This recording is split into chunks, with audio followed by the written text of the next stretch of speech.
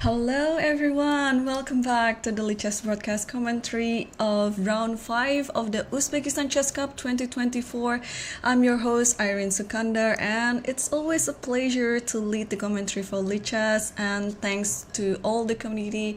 We have such a great support and very nice viewers as well. So, what to say about the tournament? We are officially entering the halfway, as today is round number 5 out of 9 that is scheduled. And yesterday we saw 3 decisive results. It's kind of like I think it's kind of a record in this tournament. I don't think in any other rounds we have as high number of decisive results as yesterday's round. So yeah, it's getting just more interesting and interesting.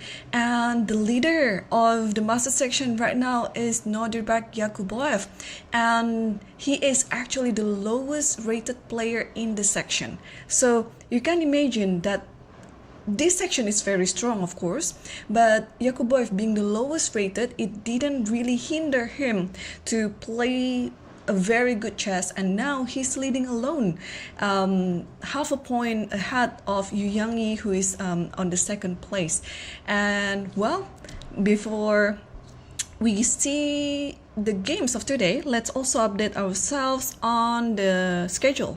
So today we are going to see round number 5, and every day we'll be playing at the same time, 3 p.m. Tashkent time or 10 a.m. UTC, or where I'm broadcasting right now, Jakarta, it's 5 p.m. And as I mentioned in the standings, Nodirbek Yakuboev is on 3 out of 4. He managed to get 2 draws, and yeah, he's undefeated so far.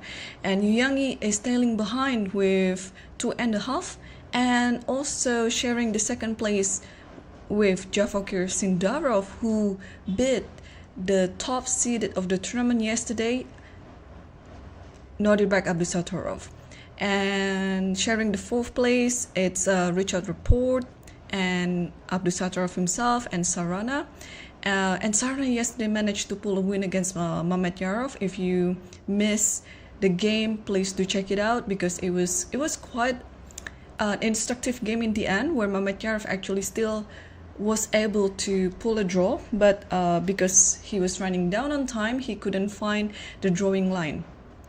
And Alexander Grishchuk, Parham Maksudlu, Vidit Santosh, and Mamedyarov Sakriar, they are sharing the last place. So it looks like the first half of the ranking, it's like the youngster, and then the lowest rank is just like the more like the older players. So I don't know whether this is already a sign of a change in chess, but yeah, these prodigies, especially the young Uzbek players, they are just very talented. And today we will have Richard Rapport versus Sorana, Fedit Santos versus Yuyangi, Abdusattor versus Grischuk, and Maxudlu versus Sindarov, and Mamatjarov versus Yakuboev. So I guess I'll be mainly focusing on the game between Mamatjarov versus Yakuboev, since Yakuboev is now the sole leader of the tournament. But of course, we will always circle around the top 5 boards in the master section, and we will be focusing on the master section, of course, but we will also see if there are any interesting games in the challengers or even in the futures that worth our attention. And well, without further ado, let's dive in straight to the game. I will go straight to board number 5, where we are going to see the game between Mamatjarov versus Yakuboev. And while I'm not getting the video feed now, I will just switch it to myself first. Okay, and what do we have here? It looks like it's an imzo. D4, knight f6, c4, e6, and knight c3, bishop b4, a3, bishop takes c3, and b takes c3. So still, it's pretty normal nimzo on the board, and here black has plenty of choices. Black can play c5, black can play d5, black can play b6, castles, like you name it. Like any sort of moves here, it's pretty good. If you want to be a bit more unusual, or continuing with an uncommon plan, then it could be like knight c6 as well, because this type of pawns, usually you want to put the knight on a5, b6, and bishop a6, let's say, and trying to attack the pawn on c4. But here Yakuboev is having plenty of choices. Just gonna check if the video for this one is already up. So I have no control over the video feed. I can just show it here, but it would be up to them if there's any disruption on the connection or something like that. And apparently the video is back on now, so I can show it to our dear viewers. And yeah, still this is an opening stage, and anything still can happen, and Yakuboev is still choosing his variation. And yeah, normally at this moment in the first, let's say 15 minutes, yeah, the players will take their time to choose the variation, because it's really hard to get their preparation right on the board, because these players, anyone in the master section, they are very universal player, and they can just play any sort of openings and variations, and it's gonna be really hard prior to the game to specifically prepare what your opponent is going to play. So we are going to leave this position for a while now, and let's go to the first board between Abdusattor versus Grischuk. So yesterday Abdusattor suffered his first loss in this tournament. It was such an interesting preparation by Sindarov. If you also missed yesterday's game, please do check it out, because I guess from start to finish, Sindarov just played really well, and he didn't really give any chance for Abdusattorov to bounce back. So today we are seeing another Kirchhoff piano. So e4, e5, knight f3, knight c6, bishop c4, bishop c5, c3, and knight f6, d3, castle, and knight bd2.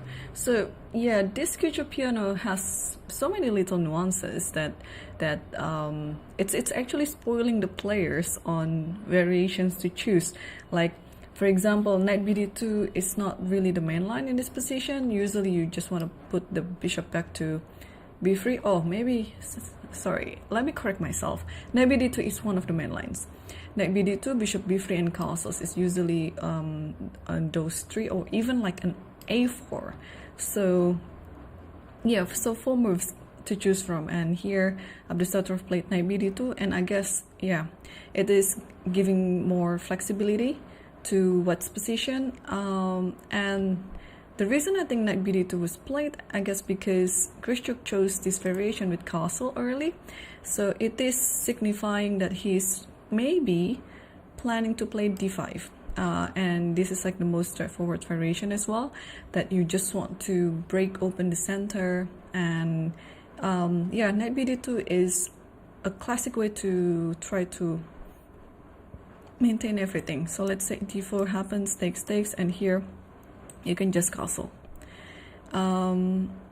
So let's see which one that Grishchuk will choose in this position, or he can also opt for a more classical approach with the d6 and a6 and you name it, yeah, h6 as well, something like that. So yeah, he's taking his time. He really looks like he's choosing his variation right now. So let's go to the second board between Rapport versus Sarana, who, by the way, finally able to bounce back. So Sarana suffered 2 losses back to back on round 2 and round 3, and yesterday he managed to win against Mametverov, while Rapport, I think only Rapport in this tournament in the master section that scores 2 out of 4 with all 4 draws. So he hasn't suffered any loss yet, but he also hasn't won anything yet. Let me actually check if I was right, because apart from, okay, Abdusattorov also on 2, but he already lost yesterday. Sarana also had 2 losses, and the remaining field, Grishchuk lost to Sarana on the first board, on the first round, and Parham also lost, defeated also Mametverov. Yeah, so Rapport, I guess, in this field is the one that is the only one who scored 4 draws, while others, they have 1 or have losses. Okay, let's see what we have. Looks like it's an Alapin. So e4, c5, c3, d5, takes, and knight f3, and knight f6, d4. Yeah, this is the Alapin, Sicilian Alapin with the d5 variation. So kind of like the old man line, but it's, I think, back to into the trend right now, because usually apart from d5 here, I think the 2 most popular moves apart from d5 is knight f6, and then you just want to do something like this, and well, here you have a few options to take first and play d6 or e6, something like that. But here d5 is the old man line, and takes, and let's see what happens. And after knight a3, knight c6, bishop e3, a6, and bishop c4, queen f5, bishop d3. Ooh, wait a second. Now, I was wondering what was going on, but it's already twofold repetition. Just need one more so that they can agree for a draw. And now Richard is thinking whether he wants to make another draw or he wants to play for a win. I think he pushed the pawn now, so it means that there is no draw. We will have the, oh, it's not a pawn, it's a knight. Yeah, I could say from the live feed, it's not a bishop that he was moving, it was a knight. So he declined the kind of indirectly declined the draw offer, and by not making the third repetition. So knight c4 is now on the board. Yeah, because I thought there's something to do with the c4 square. I could see, I thought it was like c4 itself, but he played knight c4. So yeah, I don't know how I would feel if somehow the game ends on my watch with a draw just like that. So it's good that Rapport didn't repeat for the third time, and now the game is ongoing. So knight c4, it wants to go to b6, attacking the queen, the rook, and what do we do here? Probably queen d8 back, because the queen is kind of misplaced on d5 anyway. What else can we do here? Another thing is also to take here. So if knight goes here, then you would just want to play queen d8. And after knight takes here, you just takes this. And let's say it takes this, and this knight is locked. So bishop here maybe, and then you just grab the knight on the next move. So cd4, and how do you take it back? If you take with the knight, there might be queen g2. If you take with the bishop, knight takes d4. If you take with the pawn, then bishop b4. So this is actually interesting. He declines the draw offer, but yeah, what to do after c takes d4?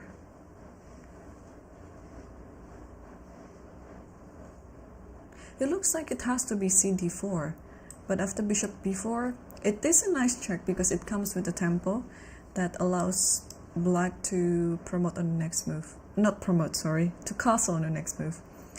Also, there's nothing wrong with bishop e7, because if knight b6, then you have this queen check and then takes b6. So yeah, I guess it's gonna be just c takes d4.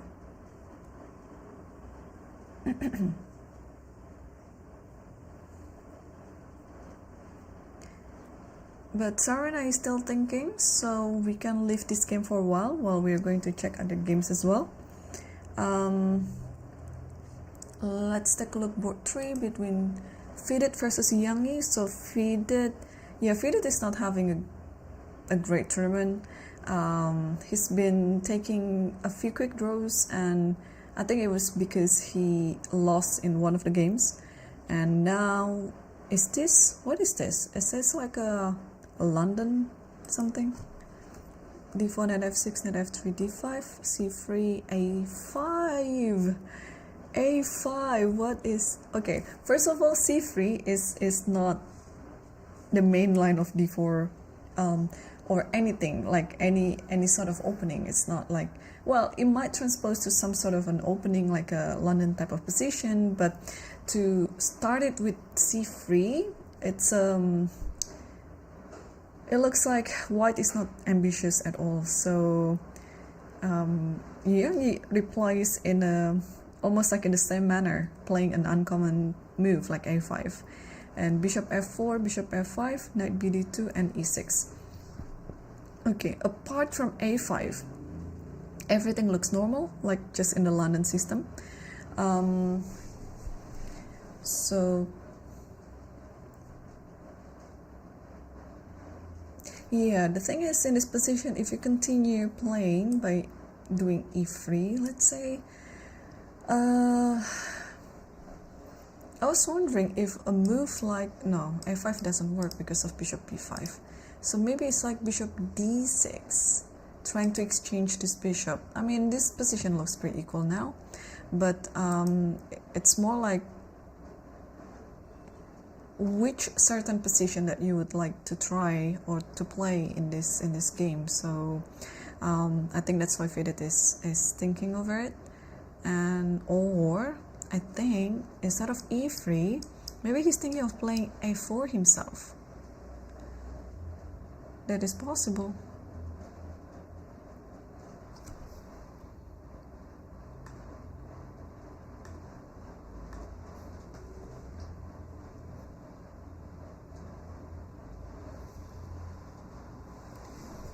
Yeah.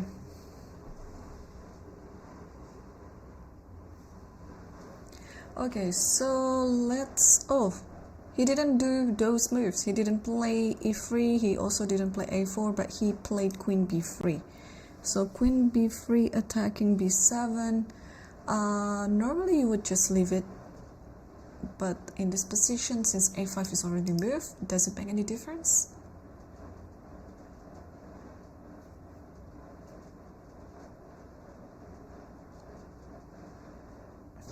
Or eventually you have to play b6 anyway. Although b6, I don't see anything's wrong with b6. Queen c8. Queen c8 might be a bit too passive. Yeah, maybe just b6 to stop everything like that. And after e3, then you can continue your plan. Maybe bishop d6 and then castle. and then knight bd7, and potentially c5. So all right, things are still looking very early here in this game, Fidget versus Youngie. And apparently in the game between Maxudlu versus Sindarov, I think this is the only game in this round that has already played so many moves. And just take a look at the time situation before we rewind it to the first move. So it looks like it's a Petrov game, or maybe it's not, but it looks really like a Petrov game, although it started with d4. So let's take a look. d4, knight f6, and this was a Queen's Gambit, and now Semislav.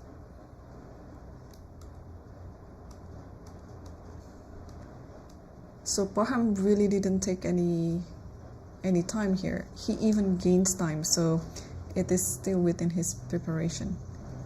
h3, d4, takes, and knight b6, bishop b3, rook e8, here and here, takes.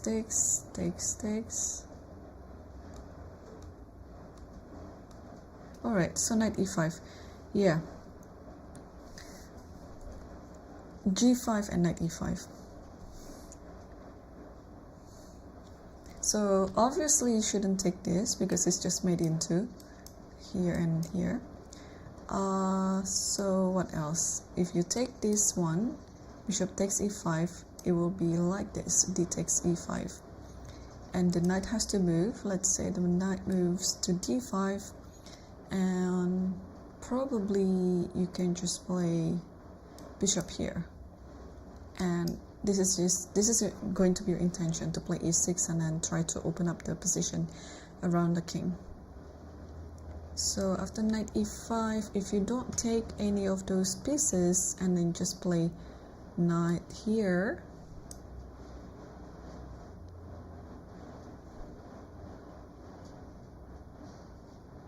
I think, oh, this is actually very interesting. Can I play knight e4? Or maybe it's too much. Just take e5, take h4. I was thinking of like this, but maybe just this one, takes, and this one. Unfortunately, you cannot give a check to g3 because of this pawn. Yeah. So, all right. So I guess black has a few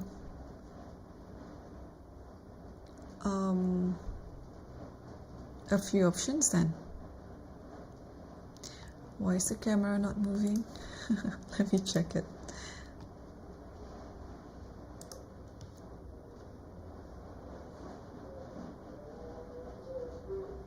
So yeah, still no move yet from Sindarov.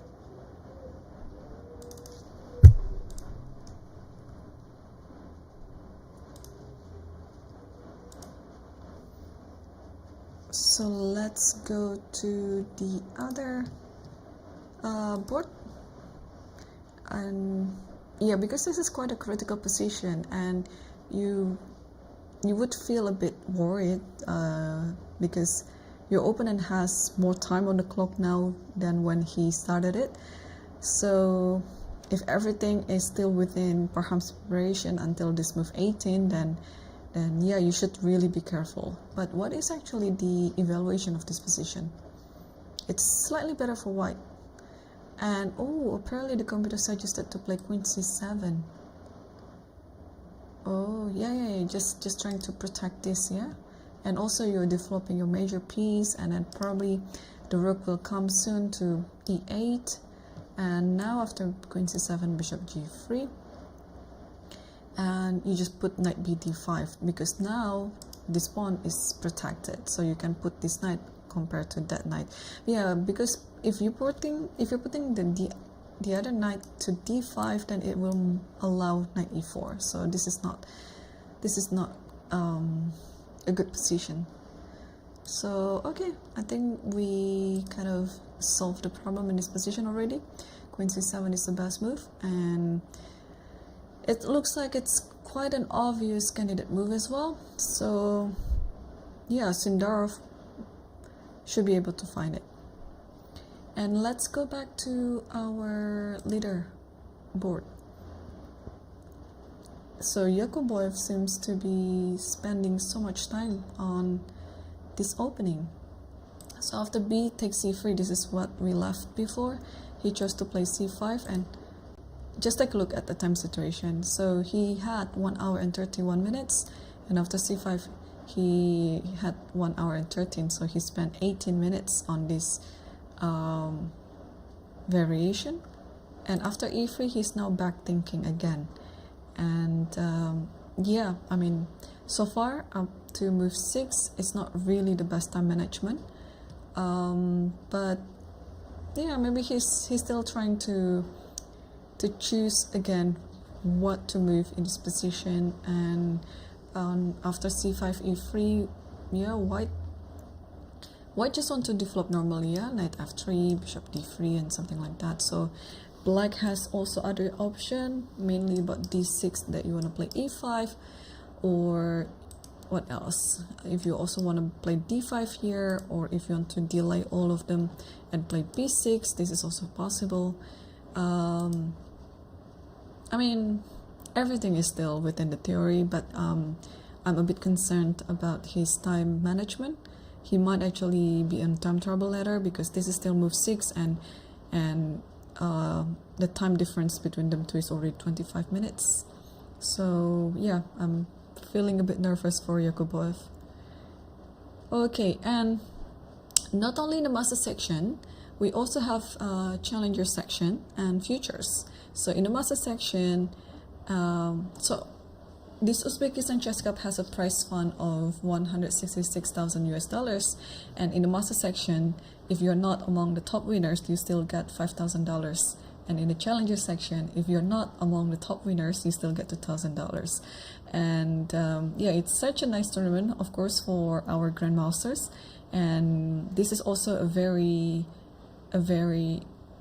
great initiative from the Uzbekistan Chess Federation to well, to nurture the young talents, because if you take a look on chess result, the list of the players, not only in the master section but also in the challenger section and futures, you'll see a bunch of young talented Uzbek kids. And things like this, I think it's very good to give them more inspiration, and also to measure how much they've improved. And on top of it, they're not going to fight in vain, because there are also some prize money that's provided by the organizer. So yeah, it's a win-win situation for both the players and also for the organizers, and also for us, because we have some games for 9 days that's going to entertain us day by day. So while not Sindarov, Yakuboev is still thinking, let's also circle back to the first board again, and then after that I'm just gonna scan quickly if there are any interesting positions or games that's coming from the other section. So Abdusattorov versus Grischuk, and after the move knight bd2 here, we saw that Grischuk had a long thing, and he finally decided to just play d6, the classical approach in the Italian. I'm very sure, I'm 100% sure he was contemplating between playing d6 or d5, because the reason of the early castle is because you're considering to play d5. So knight bd2, d6, and before bishop b6, a4, a5, and b5. So this is still pretty standard position. Knight e7, and as we know in the Italian or Grigio piano, you want to control this square and this square. So this knight maneuver is very common, and for white, this knight maneuver is also going to be very common. So here Abdusattorov chose to castle first, and after knight g6, d4 immediately. So he's letting black to actually control the f4 square, while this knight is still on d2, because usually if you already have this type of setup, you would like to delay castling by playing knight f1 first, and after knight here and then knight here. But unfortunately in this position, because white already spent so much time with these pawn advances. It allows black right now to open up early by playing d5. So even though this is another principle that is very common in Italian or Gioco piano, white also has to be very careful about the timing, whether it is possible to do it right away, because otherwise if this happens, then I think only black is better, because just take a look at all the setup that black has. The bishops are kind of alive, the knights as well, the king already castle, and black managed to put this initiative first by playing d5. Let's say you take and knight takes, this one is under attack, then even if after you castle, okay, if you castle, I think I can take this. Even if I cannot take that, black is already much ahead in the development, so maybe just h6 here, because you want to play rook here or bishop here. So everything is working really well for black. So wasting another tempo by playing knight f1, knight g3 might not be into white's favor. So that's why Abdus Satarov chose to play just castle, and after knight g6, yeah, there's no enough time to play rook e1, knight f1, knight g3, so he just break it open first by playing d4. So d4 is a very active defense to also prevent d5 itself. So, and again, this is a very common principle in this Italian. Whoever plays d4 or d5 comfortably without getting punished, then usually it is a good sign. But since black is already kind of all set to enter the middle game in a more active manner, so this truss with d4, I don't think it really gives any problem in black's position. So what do we do here as black? And Grishuk is already thinking a lot too. The common approach is to take this and d5. Yeah, this type of capturing and then undermining the center again with d5 is usually it's everywhere in the book. But after this, there might be some concrete approach actually, because maybe there's queen b3, and okay, bishop e6 is there, but then there's knight e4, and then knight goes here and knight goes here. So I don't know whether this is preferable. So if we don't take the pawn on d4, what do? We can just leave it be and play something like c6. Yeah, because we still want to do this, but with another support from c6, it would be even great. So c6 probably is good. I mean, the bishop can go here actually, but this will live here. Although I'm not really a fan of this move, like knight g5 and then takes this. So because of the knight g5, can I actually play this? Yeah, I think I can. Takes this, and then black is fine. Yeah, c6 is another common way to approach this position. What else can black do? Even a move like h6 is also not a bad move, because you're preparing the rook to go to e8, so that knight g5 is no longer an option. What else then?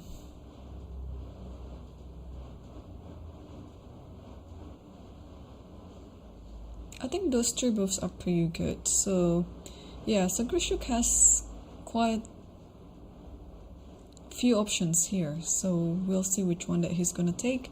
But the same goes with Yakuboev. Both Grishuk and Yakuboev, they already spent so much time in choosing their opening variation, so that might backfire in the end later, because even though they have a very long time control, 90 minutes plus 30 seconds, and on move 41, after they complete move 40, they will have another 30 minutes on their clock. And we've seen in many cases where players are having time trouble before entering move 40, and tend to make blunders. So it is very important to have a good time management and not to be spoiled with lots of time in the beginning, only to be hurried later of the game. And yeah, and well, Abdusattorov is playing white today, where he lost yesterday against Sindarov, so it feels like he wants to compensate his loss yesterday by winning today, because otherwise it will be quite a huge gap from his point to the leader's point. So let's take a look board 2 between Richard Rapport versus Sarana, and what do we have here? Ooh, okay, so after knight c4, yeah, Sarana took cd4 and bishop b4. Yeah, I don't feel like protecting or blocking the check with any piece on d2, so I think king f1 is the right one. And here, because knight b6 is coming, black played queen d8 to stop it. h4, it's also a common reaction when you already played king f1. You want to play, or you want to set up an artificial castle by playing h4, probably g3 and then king g2, something like that. h4 and then b5. But h4 is also a move that tries to prevent black from castling, because there's always something to do with knight g5 attacking h7 in the long term. And since Rapport is a very creative player, I'm not going to be surprised if he's doing some attacking plan like that. So b5 is now on the board. Normally you would jump the knight to e5 like automatically, but here Rapport is thinking, so I'm just trying to get into his head, like what sort of variation or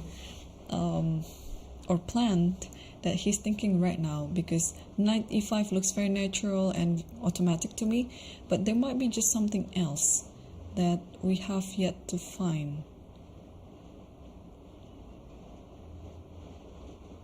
What could it be? All I could see apart from knight e5 is knight b6. The thing is, if you take this, then I'll do this, d5. Although I'm not too sure if this is actually the right approach, because there might be bishop c5, takes and takes this, and then if takes this, what's gonna happen? I don't think black is in any trouble. So let's take a look again. Knight b6, queen takes here. Yeah, I like bishop c5. Just try to exchange the bishop. And if you take this, I'll take the bishop. So I think this position is even better for black now. So after bishop c5, I think you are forced to take c6. And after bishop takes here, I think you have to take this one. So that's why, okay, after bishop c5 you have to take the bishop takes, and after this queen takes, so not a good one. So in this position you have to takes, and now let's say you keep attacking. Rook c1, queen goes somewhere. Where does the queen go? Okay, let's move forward and play queen d5. Yeah, black is not in any danger. After castling, bishop b7, only black is better. Okay, so knight b6, although it is a possibility, but I don't think it is. I don't think it's a great move. What else? Oh, could he also be thinking of playing knight e5, but the other knight? What's the difference?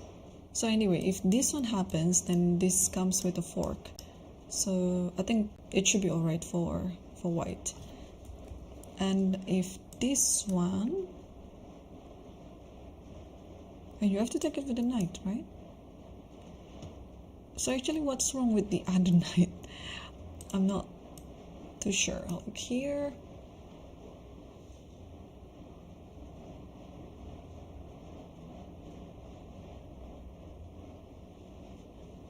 like if this happens in this position, you can even take it with the pawn if you want to, but maybe bishop b7 is better.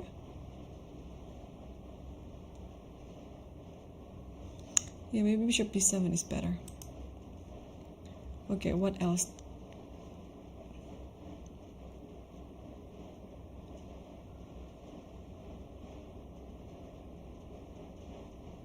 Or could he be thinking of moving the knight back to d2?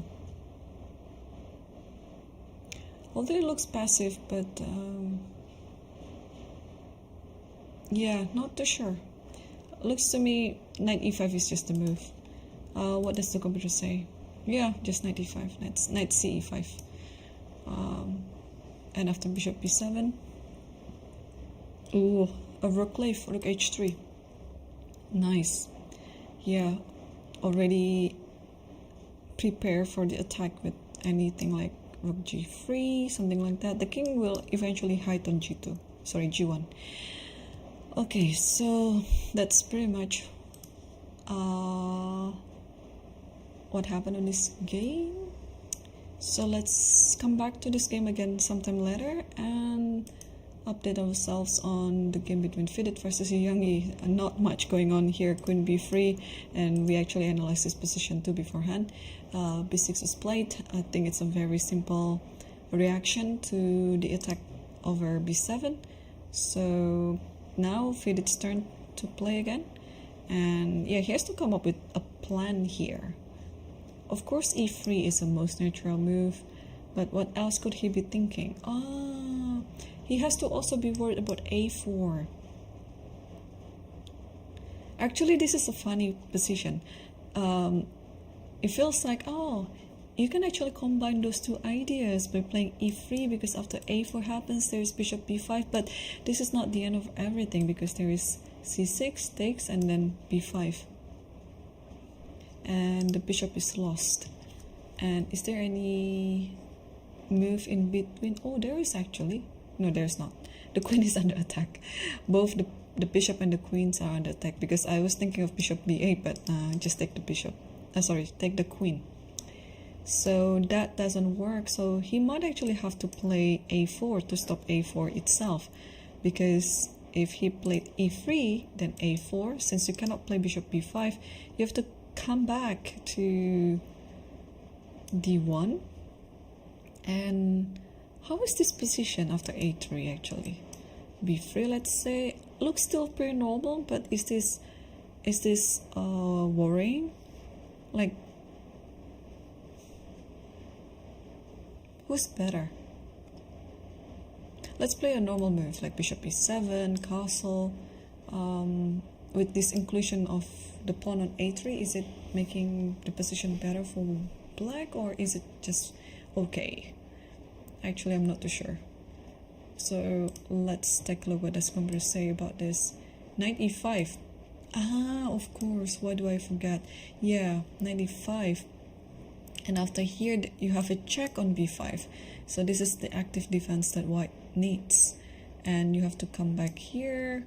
And now you can take, and after take this. Okay, the coach said just queen takes d7, but after this, queen, and this one is hanging, yeah? And let's say rook here. e4, wow. Yeah. Okay, so I think this is the moment if Fidit wants to bounce back and somehow escape from the bottom place of the ranking. I think today is the day. So although it's still too early to call it. After knight e5, c6. Yeah, if c6 happens, then everything is under control and the game will be equal again. Okay, that's actually very insightful, because I didn't expect that such a plan might turn up in this type of position, but turns out both black and white, they have to be careful. And Maksudlu versus Sindarov. Just take a look at the time situation again. This is crazy. 40 minutes difference. And Maksudlu started with 1 hour 30 minutes, and now he's in 1 hour and 38 minutes. So he's either pissed off from yesterday's loss, or he didn't care at all about the outcome of the game. And maybe because also the position itself, it's maybe for him it's rather easy to play out, so he didn't take much time to play a move. Yeah, we never know actually. So we saw the position after knight e5 here. So queen c7, we analyzed that was being the best move that black can play. But here Sindarov didn't play that, but instead he took the knight on e5, and after this takes the bishop. So he took like a more straightforward approach, although if I were him I would be quite scared on playing this position, even though white is down a pawn, but this pawn on h4 looks kind of weak and the king is exposed. So, and rook e4, yeah, I think that's a good move. And after rook d1, sorry, rook d8, check, king f8, queen a3 and queen d6. Obviously you don't want to trade the queens. And now maybe Parham, okay, Parham is not on the seat yet, but when he's coming back he might be thinking of taking a7 or playing queen a5, which I think queen f5 looks makes more sense, because you want to transfer it to h5 maybe. Okay, this is what is it? Okay, I want to turn on the evaluation of this position. And also usually in this type of position there is this funny tactic like rook d4, but thanks to the king being very close to the rook, this doesn't really work, because after check the king goes here, and then after you take this the king goes here. So imagine that in this position the king is somehow, I don't know, maybe around here. So rook d4 is the tactic that just wins on the spot. So queen d6 is now on the board. Wow, Parham might just win this quickly. What is the evaluation of the computer? So white is still slightly better, and here computer suggests to play queen takes a7, and queen f5 is not, queen f5 is fine, but queen a7 is just better. What is the continuation after that? Rook e8, trying to give a checkmate on e1, and then you stop it with knight e4 and queen here, because this one is under attack. And you have time to take h4. Wow.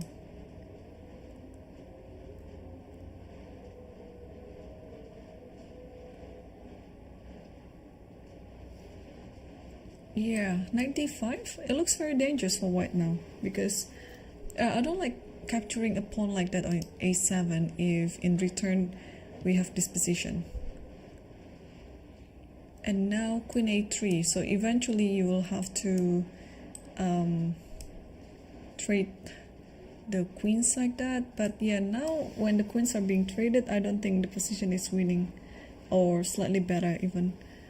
So, well, Parham is still not on the board, but he still has so much time on the clock, and they already they already played 23 moves, 17 more moves to go to the additional time control. But yeah, things are looking exciting here, so we'll come back to this position or to this game. And meanwhile, let's see what happens between Mamedyarov versus Yakuboev. So here he eventually decided to play e5. Yeah, so after knight c6, knight e2, and e5 castle.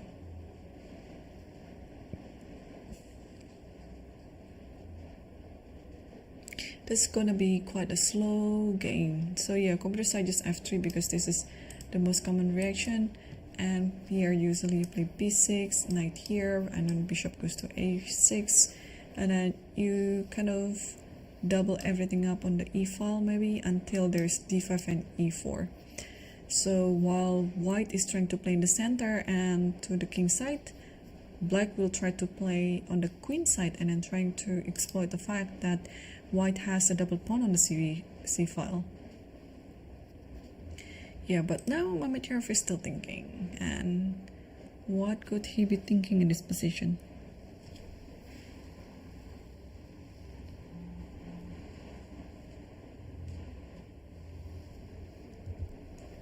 So we have a 15-minute delay in our broadcast, and yeah, so I cannot really interact with the chat, because even if I address the chat, it's gonna be just like 15 minutes later. So but yeah, hi to those viewers in the Lichess Twitch and YouTube. I'll keep an eye on the chat, although yeah, I cannot really address it in the real time.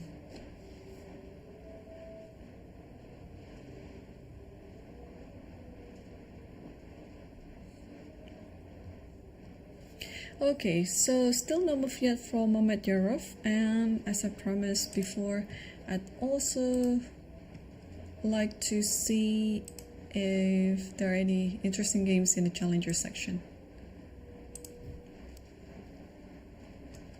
I cannot believe today is already round 5. It feels just like yesterday that we started the broadcast. Okay, so in the challenger section, Serbian Grandmaster Injic Alexander is still leading alone with 3 points out of 4, and also in the sole second, it's Fakidov Shamshidin, and sharing the third place it's Fakidov Jakongir, Mustafa Yilmaz, Matlakov, Donchenko, and Abhijit Gupta. So about their games, let me take a look if there are any interesting positions or games.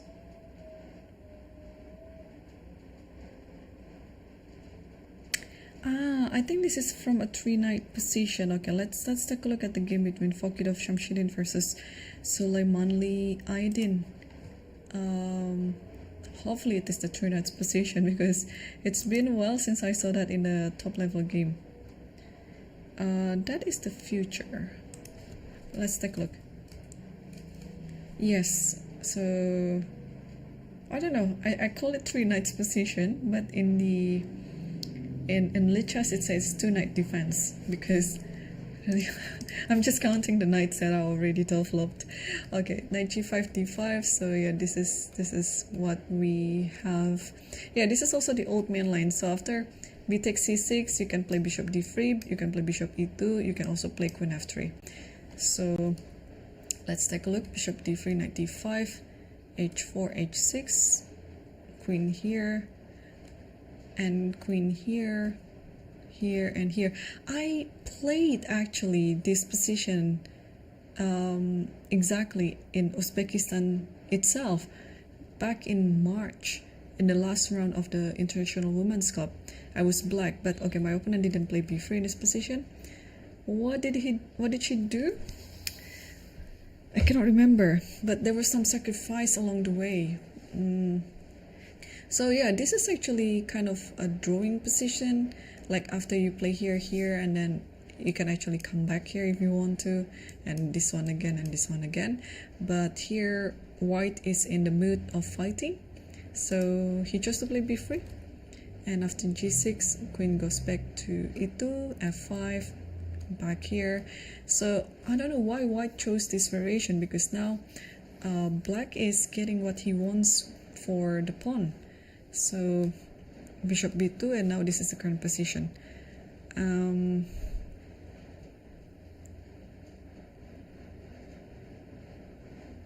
Yeah, I'm not too sure, but this position is now bishop b2. What does it want actually? Just want to develop the bishop like that?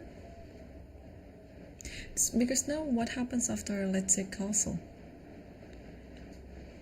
I'm also in the mood of attacking, so I would prefer black way much in this position instead of white.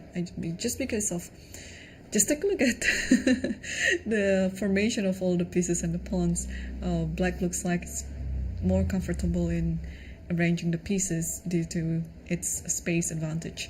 But maybe white has something in this position, but what could it be?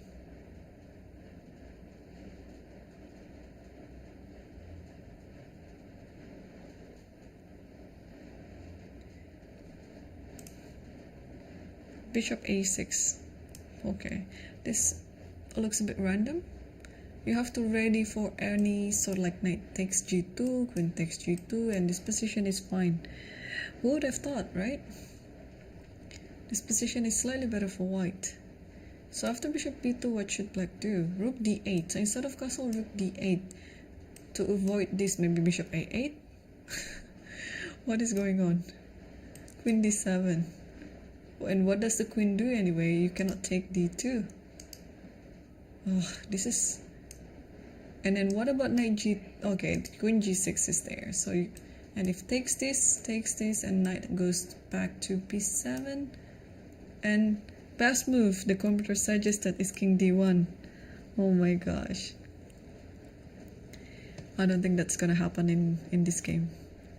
But I'll keep an eye on how this game proceeds, because it looks like it's gonna be quite interesting.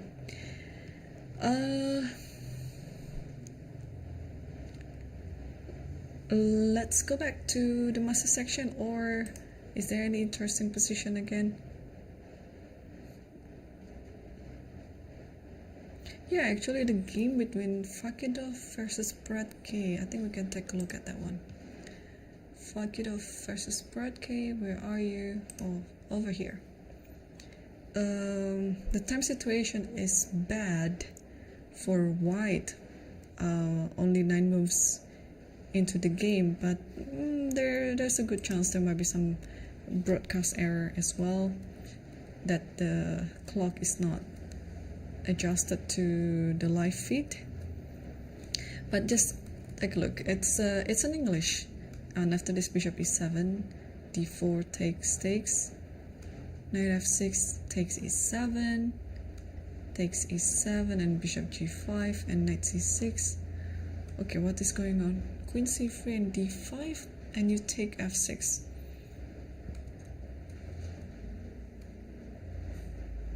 And after gf6, apparently white has spent lots of time to play the next move. Is it that complicated? I mean, cd5 looks very natural, like kind of like automatic. Yeah, I can only assume that the moves are not updated, so that's why the clock keeps ticking. Okay, let's circle back to the first board between Abdusattor versus Khrushchev.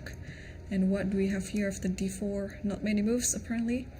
d4, bishop g4, and then queen c2. And yeah, so apparently the knights will stuck like this, because I don't think the knight will come to the g3 square like how the traditional variation is. But to compensate that, I think the bishop will go to either b2 or a3 and then get something on e1. I think that's for sure. Up to 12 moves already, and there still no exchange or trading at all. Everything is still on the board.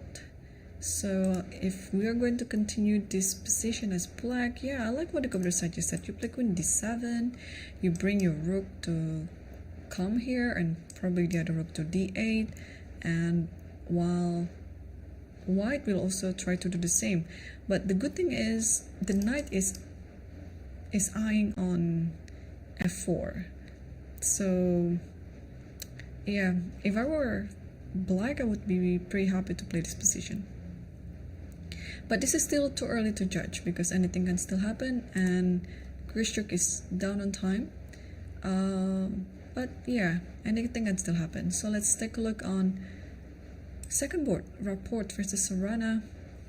After b5, rapport play knight ce5, and bishop b7 was played. And here, I think we analyzed the move rook h3 being the best continuation that white can play. We'll see if Robert will play it, because this type of move is totally his style. So, or maybe he would insert h5 first just to provoke h6, and now maybe rook here. This also not pretty bad, because you just want to play rook here attacking g7, and if castle, bishop h6. So we'll see whether he will insert h5 or rook h3 immediately, but he did rook h3 immediately, which is the best move. So things are looking good for Rapport, and probably this is going to be the first game that he's going to win in this tournament. Let's move. Yeah, if I'm not mistaken, I'm seeing the Hungarian flag on his name, but while on Lichess we still have the Romanian flag. Let's check it on FIDE. I'm very curious, because this has been our kind of like questions around the chat. Like, yeah, we know that Richard Rapport has transferred back to Hungary in order to play in the Olympiad along with Leko and other top Hungarian players, but I thought it's still ongoing, like the process is still ongoing with the documentation or whatever. So according to a FIDE page, he is still under Romanian flag actually. Yeah, but it's only a matter of weeks until this flag is transferred back to Hungary. Okay, just to also answer some of the questions that I've actually seen in the past few days, but I haven't addressed it, like, oh, why Richard Rapport is still playing for Romania? Isn't he transferring back to Hungary? Yeah, I was also kind of asking the same. So officially he's still under Romanian flag right now, but he's in the process of transferring back to Hungary. Okay, rook h3 is on the board. This is, I would say, one of the most interesting positions or games in this round, because Richard is not castled, he played rook h3, he is eager to attack the king side. While in the game between FIDE versus Yangi, both of the players, they played like really good chess, yeah? So queen b3, b6, here we analyzed knight e5 being the best move, but FIDE included queen a4 first, followed by c6, and now knight e5. What is the difference? So for example, this type of move, it's just inviting b5 to come. But why did FIDE allow that? Queen has to go somewhere, maybe d1? Yeah, what is the advantage of giving your opponent space like this? Is it a provocation? But what are you trying to provoke? I'm not totally convinced with this idea. a4, and then, yeah, still probably bishop d6, castle, or even like not like that, maybe knight f d7. You cannot use the other knight because this one is hanging. Yeah, I'm not convinced that this is better for white actually. Knight e5, yeah, b5, a4, this looks good for black. What does the computer say? Yeah, b5, totally. Queen d1, a4, yeah. e3, even here you can play h5, but bishop d6, yeah. After you set such a pawn chain like this, you just want to play like principal chess again. You develop your pieces, you castle, and then at some point it would be great to transfer some knight to b6. I don't know which knight it's gonna happen, because now the pawn on c6 is hanging. So, but here, g4, and bishop takes and d takes. knight g4, f3. Isn't this crazy? And knight h6, h4, and it's a 0-0-0 position.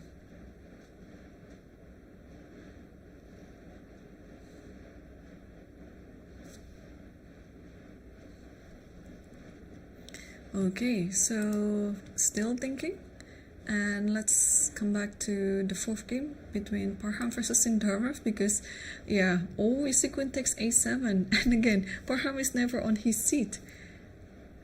So I think we analyzed this position before with rook e8 and then knight e4 and queen goes to b4 and something like that, and here you have to play queen here, so and takes like this, takes, and then rook a8, and it's kind of like still an equal position.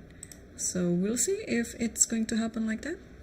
And still Parham is maintaining lots of time on the clock, and Sindarov is down to 41 minutes, but since they've already played so many moves, I don't think Sindarov is in time trouble at all until the second time control.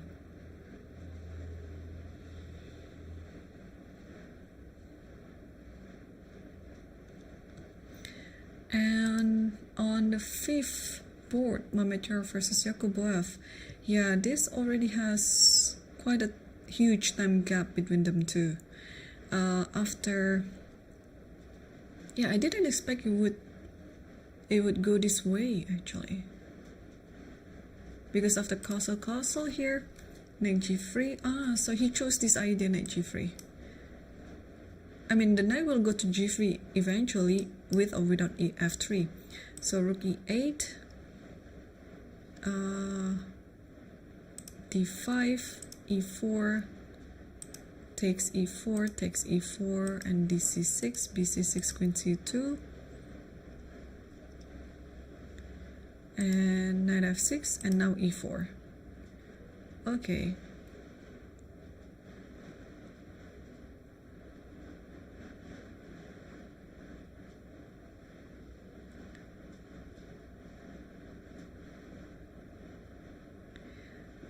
This position,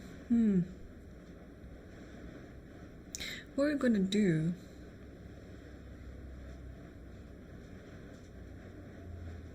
h6?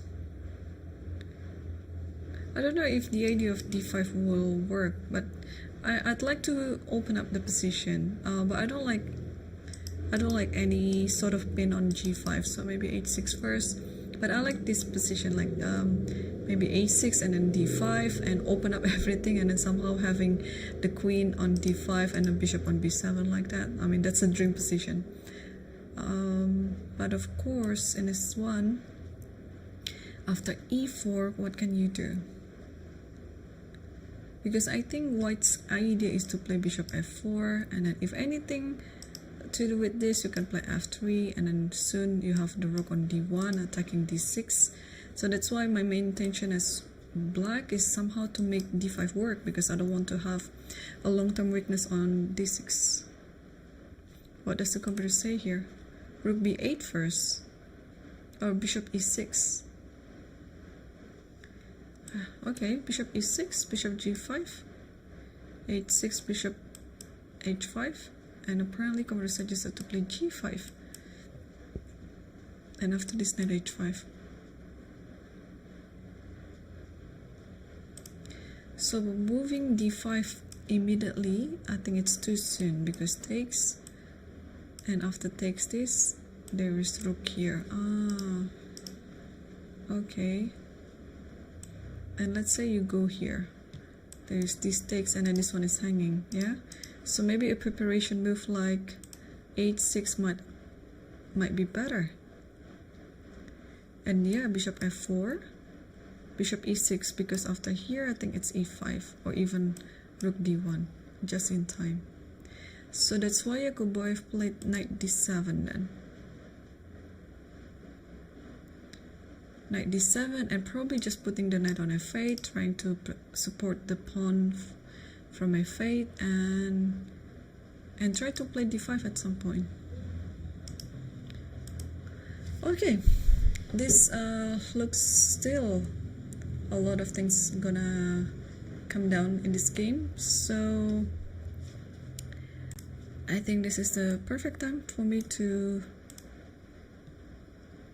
take my first break. So don't go anywhere, because unlike yesterday, after almost 90 minutes of playing, we still have all the games on the board, so there is no quick draw yet, and all the games are also very interesting. So stay tuned. I will be back after a few minutes.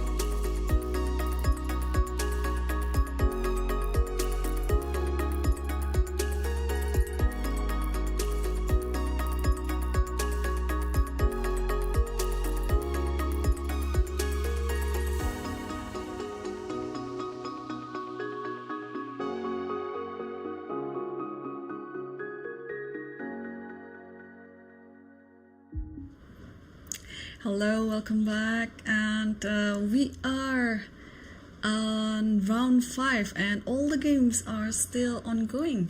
And here the game between Abdusattor versus Grishchuk. It has moved rather slowly and all the pieces are still on the board, so it's going to be very complicated to to think about every single thing here. But I think we already saw Queen d7. This is being the best move in this position for black, and Grishchuk played it. Rook e1 is also on the board, so although it's been quite slow, I think one thing to note here, the move like h3 at some point, it looks very natural to make, but thanks to having the knight over here, black can actually think of sacrificing the bishop, and we've seen many sacrifices like that leads to a very dangerous attack. So white should be careful not to push this pawn too soon. And on the other hand, what else can we say? I think the position looks, it looks very comfortable for black now. I think there is a principle for something, right? It counts for something to have this control over f4, because I think this is the difference between white and black. Although white is looking equally good, but the idea of knight going to f5, something like that, is not happening in this position. While for black, after any rook to e8, maybe the a rook or the f rook, protecting the e5 so that this knight can be freed, and then jumping over the f4 square. So things are looking good for Grishchuk, and will Abdusattor be able to bounce back from yesterday's loss? Because he's a very tough fighter. I think he doesn't have any mental issue in bouncing back, but judging from this position, it's it is a difficult position for him if he wants to push for a win. So we'll come back to this position again, to this game, and let's circle back to the second board between Richard Report, because we saw the last position was rook h3, and this is just my favorite position in this game. And here, Sarana shouldn't castle, and he didn't do that, and he played knight d5. So any sort of trades will do good or better for black, because white is currently having an IQP on the center, this isolated queen's pawn. The principle is, if you are trading pieces, it's going to be to your benefit, because just imagine in this IQP you're trading every single pieces on the board and you're left with only pawns, and in the pawns endgame, it's only better for the one who is playing against IQP. So what to say in this position? The cover suggested bishop g5, and then it has to be bishop e7. But now, okay, let's takes, and then takes everything, knight e5. This looks pretty good for white actually. Bishop b7 and maybe queen now. Queen goes to h5, attacking f7, and I don't think you cannot castle here, because you're just going to walk into a mate in one with queen h7. So you have to play g6. I think that's the only move, and this is type of a provocation move. You know that you're not getting any checkmate anyway, but you're provoking this pawn to move so that the squares around the black's king ladder, potentially it's going to be quite weak. And now just queen g4, and if the game continues like this, knight f6, you just takes, and probably now it's time to move the rook, or even not. h5 is actually a better move. Okay, this is going to be quite complicated, but I think it is, according to Richard's style of playing, he really likes this type of complication. So this is still the current position right now after knight d5. Bishop g5 looks very natural to make. You don't want this knight to be traded with the bishop anyway, and not to d2, not even to f4, because this is just a free bishop. Not to c1, because what's the point of playing bishop c1? So eventually, if you're doing the elimination process of the candidate moves, you'll end up choosing bishop g5 in the end. So I'm not gonna be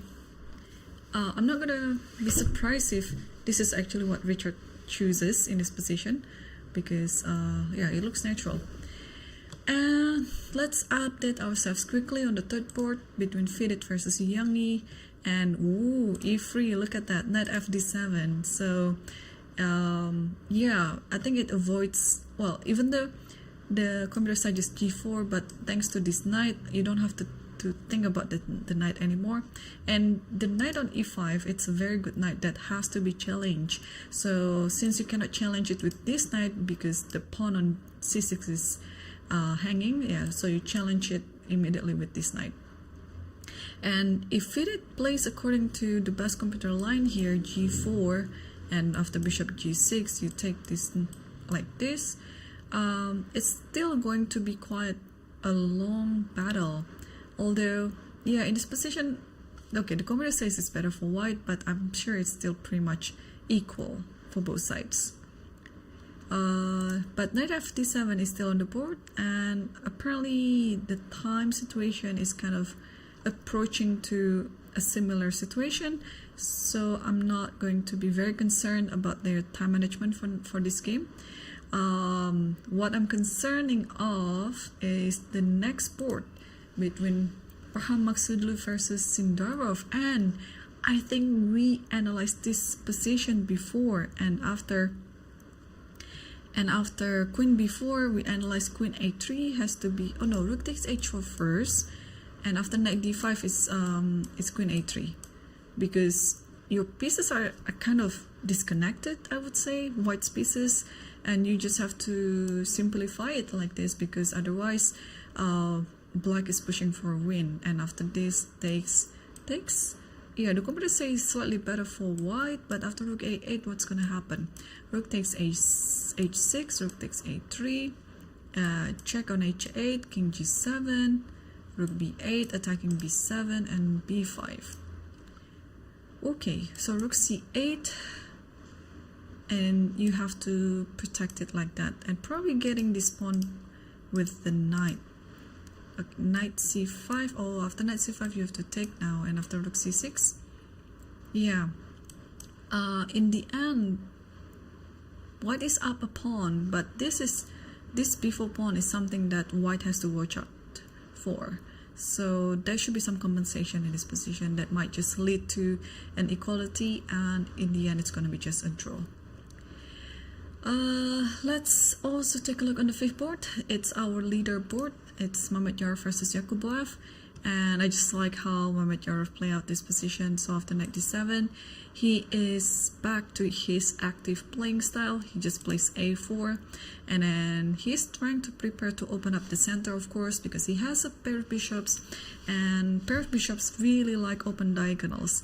But first of all, he needs to prepare it by playing f4, and after h6, bishop e3, and white stands better, because now after this position you just kind of wait until the rook goes to d1, and I don't know, maybe this rook is already good on f1 anyway, and maybe this is the time for the queen to actually move to f2 and then put it to g3, and yeah, just maintain a very good center, not to give any way to blacks to kind of like to get in.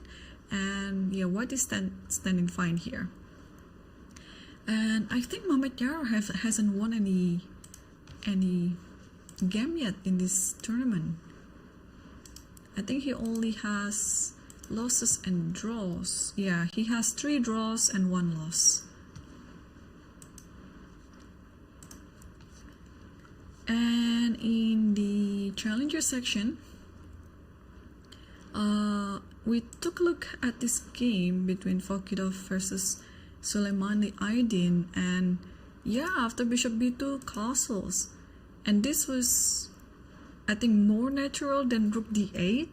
So yeah, Soleimani played castles, and I think we analyzed bishop a6 being the best move, although the thing is, those ideas are very random, and it's very hard to understand what was going on, because after bishop a6 you have to be worried about knight g2 as well.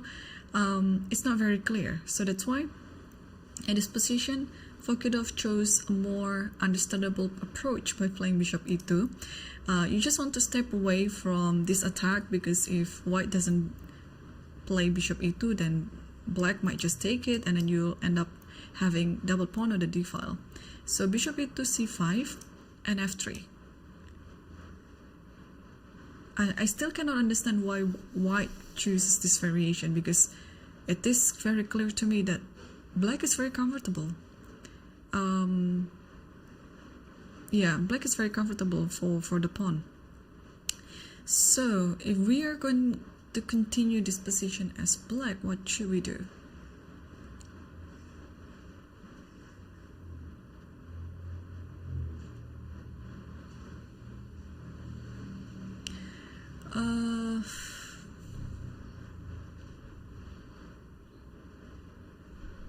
I like to connect my rooks. Probably I'll just play bishop e7 like this, and maybe I will challenge this pawn by playing g5 to get something along the h file ladder. But I guess after bishop e7, white is going to try to do long castle here by playing that a3 first. Is there any way to stop the castle?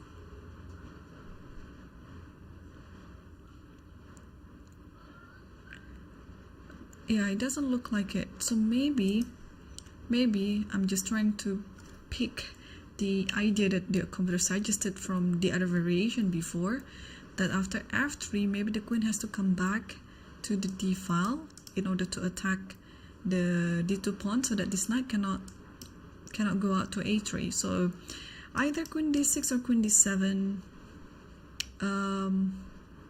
Maybe just queen d7. Queen d7, bishop b5. Should I be worried about that? Or maybe queen here. But there is also knight b5 and knight c3 maybe. So yeah, I really like to tie down this pawn on d2. But what is the best way to do it?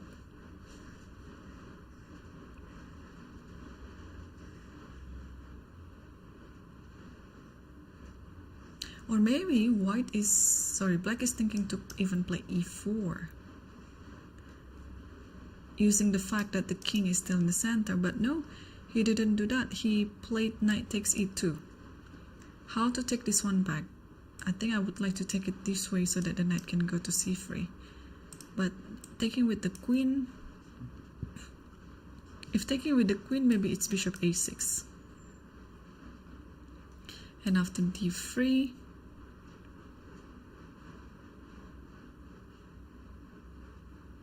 oh, maybe, I don't know, h5 to put the bishop on h6, like that. Okay, white is still thinking on how to take this knight on e2 with the queen or with the knight, obviously not with the king. So only those two options. Taking the knight looks logical, but maybe what is wrong with taking the knight?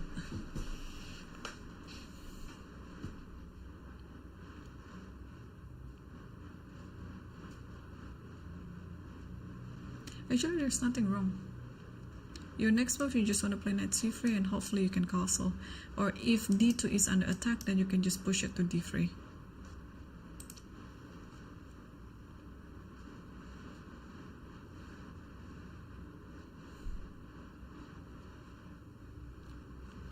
Okay, it's still a game. And what about other games in the challengers? If we can find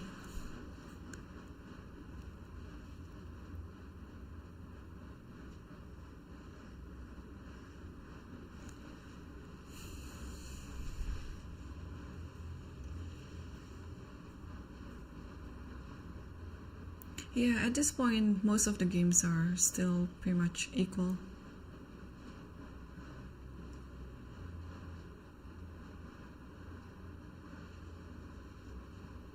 Oh, but I'd like to come back to the game between Max Hudlu versus Sindarov, because apparently Max Hudlu or Pahram made quite a risky move. So after queen b4 we analyzed queen a3, but here he played knight f6. Knight f6. Wait, isn't this already... A draw. If you give a check here, check d6. Ah, okay, you have f4, yeah?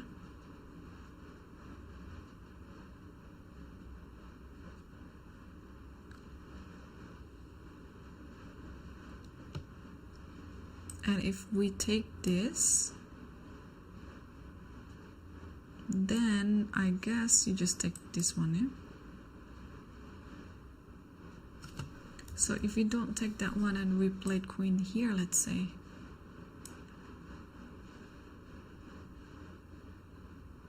okay, at the very least you have knight here, check.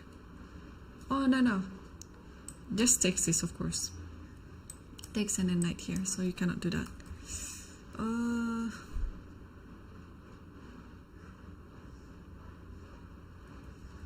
Okay, so let's move slower. And if we check here, you have to go here, and if we check here, I think you have to play f4. And after this.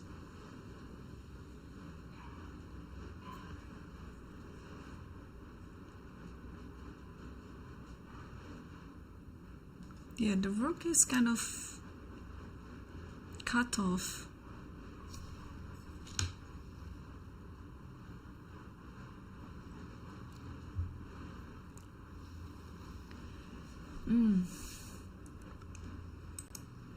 Okay, apart from rook e1 and queen e1, I don't think black has other moves in this position.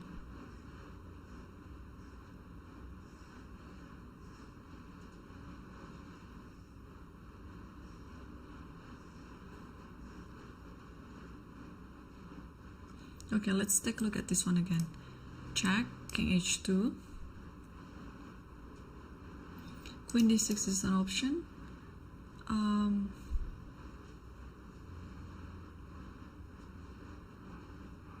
But I think we have to do that, yeah? Check here and here.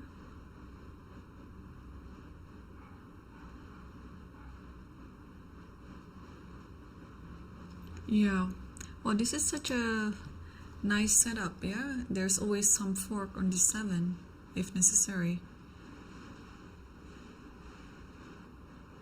I think in this position you have to take the knight, and after taking this knight, who is better? Or no one is better. What happens after h5?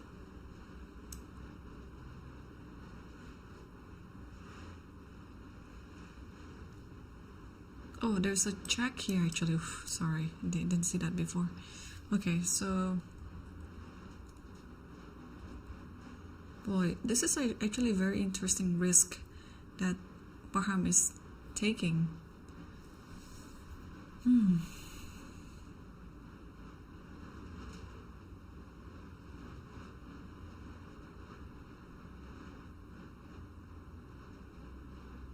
Okay, so if check here, let's see this one again. Check here and f4. There's still this idea exists. So you have to take this, and now the only difference between this one and the other one is the rook. The rook is not on e1. So maybe it is time to give h5.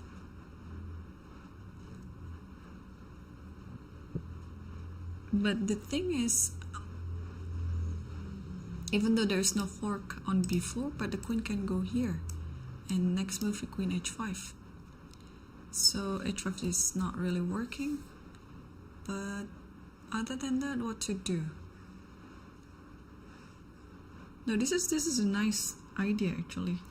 Yeah, because I think if this happens, then white is better, because this pawn is gonna fall.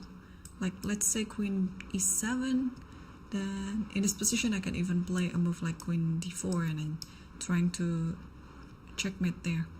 So black has to find the equality soon, which is not that easy.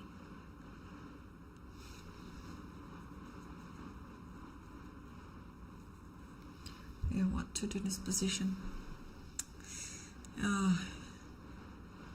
But fortunately, Sukandar still has enough time on the clock, so he can calculate this.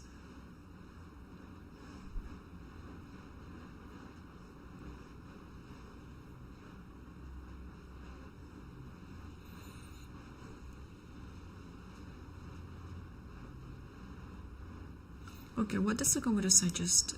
So rook e1. Okay. King h2, queen d6. Okay. And we saw this position before, yeah? Takes here. And you have to go back to d6 to stop all the checks on these squares. And if the queen takes here, let's say, queen d4. And this is draw, because you have to give perpetual, otherwise it's just a mate on g1. Alright, check, king here. Can I take this? Oh, sorry, it says mate, yes. Why do I do that? Here, and then this one and this one, queen g6. So you cannot grab some pawn then. Okay, king e7, you have to play queen c7, and king goes back here, and yeah, this is the best that you can get apparently. Okay, so that is how to force a draw then. And I think it's kind of forcing right now, because white also doesn't have other options. Here, check here, f4 is force, taking this one is force, and queen d6. Yeah, queen d6. Okay, this one is not force, yeah.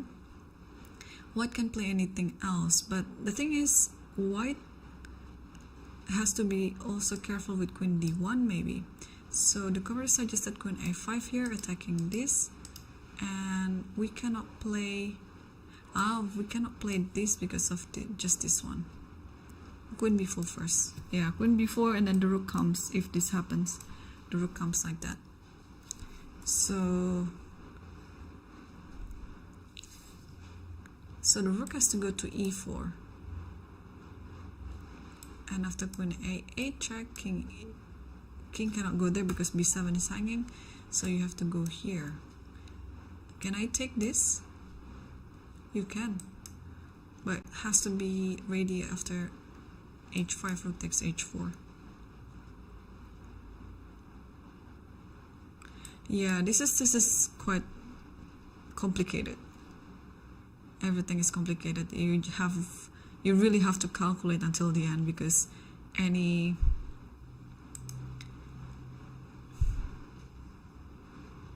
mistake, then it can be like game over. Okay, so we know now rook e1, and then followed by queen d6, and then takes f6. This is the variation that Sukandar has to take.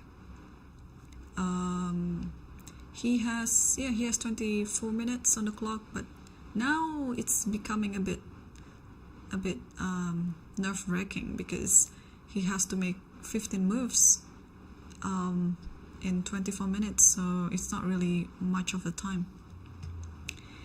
And who is also not having much of time is Yakuboev versus Mamedyarov, because apparently he's been thinking so long, and Mamedyarov has just been playing pretty much natural moves. After f4, h6, then bishop e3, knight b6, and now, yeah, I guess he's trying to consider a move like rook d1 followed by e5 maybe, or maybe it is time to play queen f2, and yeah, so many ideas actually. Yeah, white has so many ideas in this position, which is good from white's perspective. Or do we need to include a4 as well? Because after a4 it should be a5, not a6, a5. Yeah, do we need that?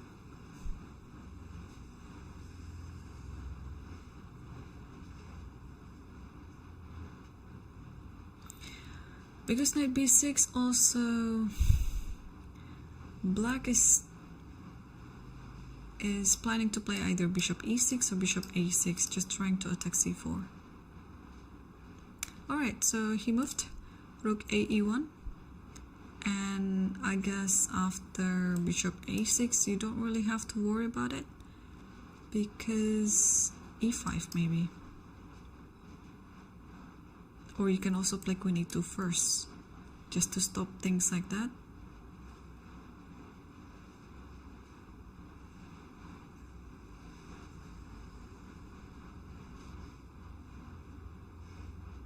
Yeah, maybe that's it. Alright, so position is still looking nice for Mamedyarov. He still has control over the center, he has a pair of bishops, and also he has time advantage, which is important too in combining all of the pluses here. Alright, let's go back to the first board. Abdusattor versus Grischuk, and so rook e1, rook f e8, and after bishop b2, knight f4. So finally Grischuk used this idea, knight f4 immediately. The thing with knight f4 immediately now is he has to think about the possibility of g3, because this can be helpful for white actually. So what are we gonna do after g3? Well, first of all, there's this idea that you just ignore that the knight is under attack and you can play bishop h3, because after this then it's just gonna be mate. This check here and then check, but of course white is not forced to take the knight on f4, and here white can actually play bishop f1 and try to trade the pieces like that. Alright, what else? So after g3, if we give a check here, then king come to g2, and the knight is kind of stuck, like, because if you do it again, I think this might happen. Actually this is nice. Takes here, because okay, if you play bishop h3, then the king goes here and then rook goes to g1, and there shouldn't be any mate on g2. But this position, it's bishop takes. If king takes, it's here. Okay, where is the mate? Where is the mate? King has to go here. There has to be, if not a mate, then there has to be some material compensation. Maybe here, but here king can go to either side. Yeah, maybe d3.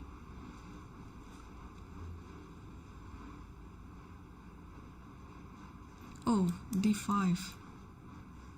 Yeah, I mean, the move will come by itself, you know. You don't really have to find such a thing. Okay, the idea is I want to get this queen. Let's say if you take this, then takes everything, takes, and then queen check, something like that. Although there is this one, but there should be some enough compensation to this position. Okay, so knight f4 instead of g3. Abdusattor play bishop f1 first.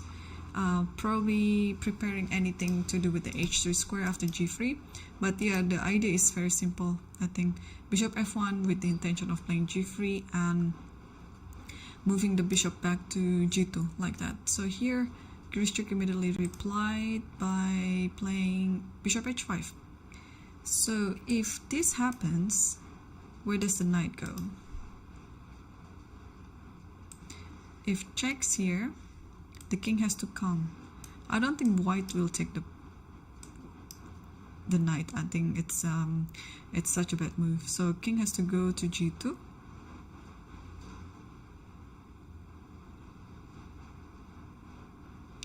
And how to continue? Queen g4 with the idea of knight f4 again. This could be one of them. Yeah, black is attacking and white shouldn't be comfortable in this position. So if not g3, what else can white do in this position? Because everything is tied up. The knight cannot move, this knight also cannot move. Even though this rook can move, but where can it go? It doesn't really give any meaning to the position, even if you move the rook to d1. So, and the queen cannot really move. Yeah, so maybe the only thing that you can try to play is actually, hang on, if not h3, can we play, if not g3, can we play h3? The idea is to play king h2 and then g3. So g3 will eventually be the plan, but the inclusion of h3 will not allow the knight to go to h3. But white has to be very patient there. After h3, you have to play king h2 first, and then followed by g3. But this move is such a tricky move as well, because it looks like it's attacking the knight on f3, but also at the same time, it can be transposed back to g6 and attacking the pawn on e4. So white has to be really careful in juggling those two options. Let's say after h3 here, what can we do? Let's take this one maybe. And after take this one, then you can play bishop g6. You're attacking this. And next move you want to play d5. The thing is, the queen kind of stuck, cannot go anywhere. If the queen moves away from this diagonal, then knight takes e4. But if the queen stays here, then d5 will come. So okay, so I think for the first time in this tournament, Grischuk has a better position then. Actually, he also had a better position against Sarana on the first round, but he failed in converting his advantage, and he actually blundered in the end. Okay, so we'll come back to this game again, and let's see what's happening between Rapport versus Sarana. And after knight d5, yeah, Rapport eventually found bishop g5, bishop e7, takes this, so everything was according to what the computer suggested. And after bishop b7 here, I think we analyzed the move queen h5. This is what he has to find. And after queen h5, g6, then queen just step back to g4 like this. Looks like white will lose a fork because of f6, but apparently in this position, there are always some sacrifice, like I don't know which one to take first. g6 first, or yeah, g6 first, I guess. Like this takes, and now maybe this one. Yeah, totally. This looks very good for white. And bishop g6 is coming. This is with some checkmating attack. So yeah, not looking good for black if this happens. But first of all, Richard has to play queen h5, and after g6, queen here, and white stands better. Yeah, because it's gonna be very hard for black to force a castle here without getting attacked. h5 is coming. Okay, you have to think about this one first. But time situation, yeah, it's ticking down for Rapport, while Sarana still has 56 minutes, so he has still more time on the clock. But yeah, players really have to be careful not to be spoiled with abundance of time on the clock. And Fidit versus Youngie, this game is rather slow, but we saw g4, so knight fd7 was played, and Fidit replied it with g4, and after bishop g6 takes, and e4. So I think this is what we actually saw and analyzed before. And after knight b6, bishop d3. So white has a pair of bishops and better center. Although everything is still pretty close here, I think the idea is pretty nice too. So maybe it is best to know that black shouldn't castle short side, because it will only give white all the satisfactory of attacking. So for example, in this position, let's say I played this just to demonstrate the idea. E5 castle, and then h4, h5. I mean, take a look at this position. Yeah, the queen might actually go to f3 and h3, and this king, I don't know, maybe it's actually best to keep the king in the center or even f1, but I don't see why not just also do long castle. yeah, it's important to note an important thing like that, so we can plan our pieces accordingly. So if short castle is not an option in the future for black, so maybe black has to be more aggressive on the queen side, because he shouldn't play on the king side unless in this position. Are we going to play g5 here just to stop anything with h4 or something like that? If g4 happens, then maybe bishop g3, and okay, maybe this inclusion is important. So maybe like bishop e7 and queen e2. Yeah, white also wants to be more flexible, and castling, it can be on the short side, it can be on the long side. Okay, let's also see the fourth board between Parham Maksudlu versus Sindarov. So Sindarov didn't play the rook e1, but he played queen e1. So we saw this position after knight f6. Yeah, the difference is that the rook is in the 8th rank. So okay, queen d6 is there.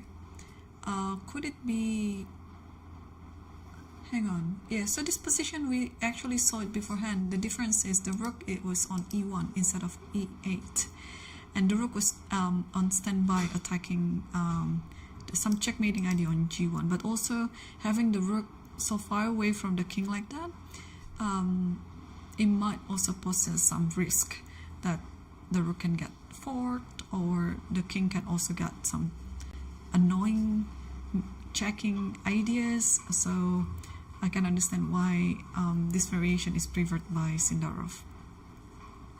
And how to continue this position of the queen d6.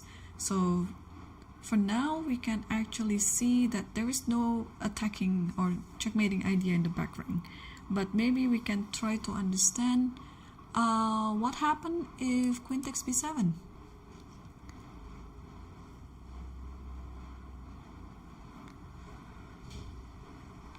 Maybe after queen takes b7, you play h5.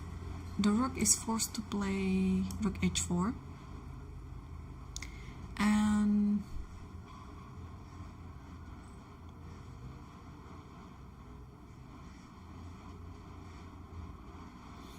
what now?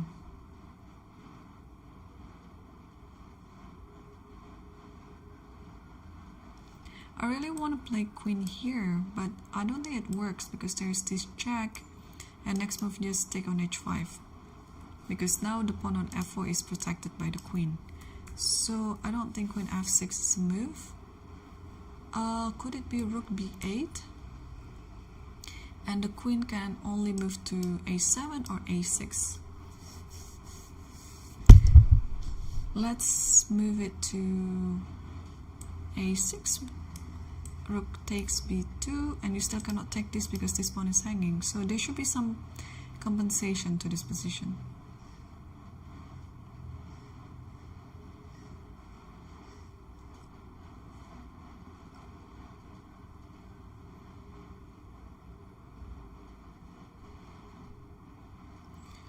Alright, still no move yet from Parham. Apart from queen takes b7, what else can white do? What about taking this immediately?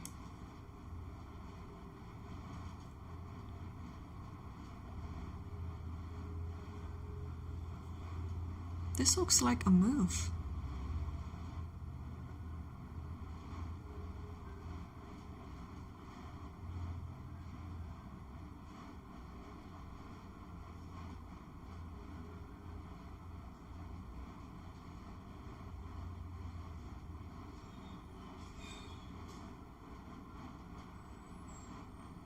Yeah, this looks like a move. It should be fine.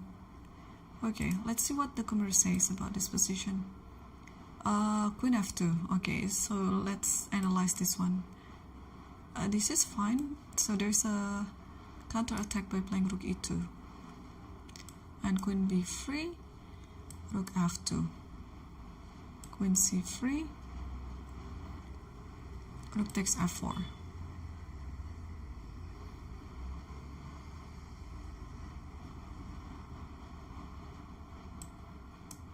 And after rook, queen g3, rook d4, takes. Yeah, it should be a drawing rook endgame. So if I take b7, h5, takes h4 only move, and queen d4, allowing queen c6. But then rook e1. Okay, since the rook is tied to this pawn, and this one is going to happen, then white has to make a perpetual like this, and king e8, and then yeah, just queen c8, queen c7, queen c8, queen c7. Okay, but that is still very complicated because there are so many things to understand as well.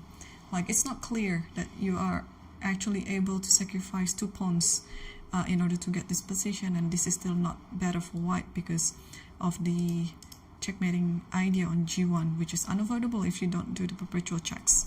So many things to understand in this position, but luckily Parham has all the time on his clock to think about pretty much everything. Okay, and what about on the 5th board here, Mamatjar versus Nodirbak Yakuboev. And after, okay, rook a, e1, he eventually played bishop a6, so queen e2 first, he's trying to stop the threat on c4, and after f5 he played e5. So what's going to happen after the e5? I believe it's gonna be, what could it be?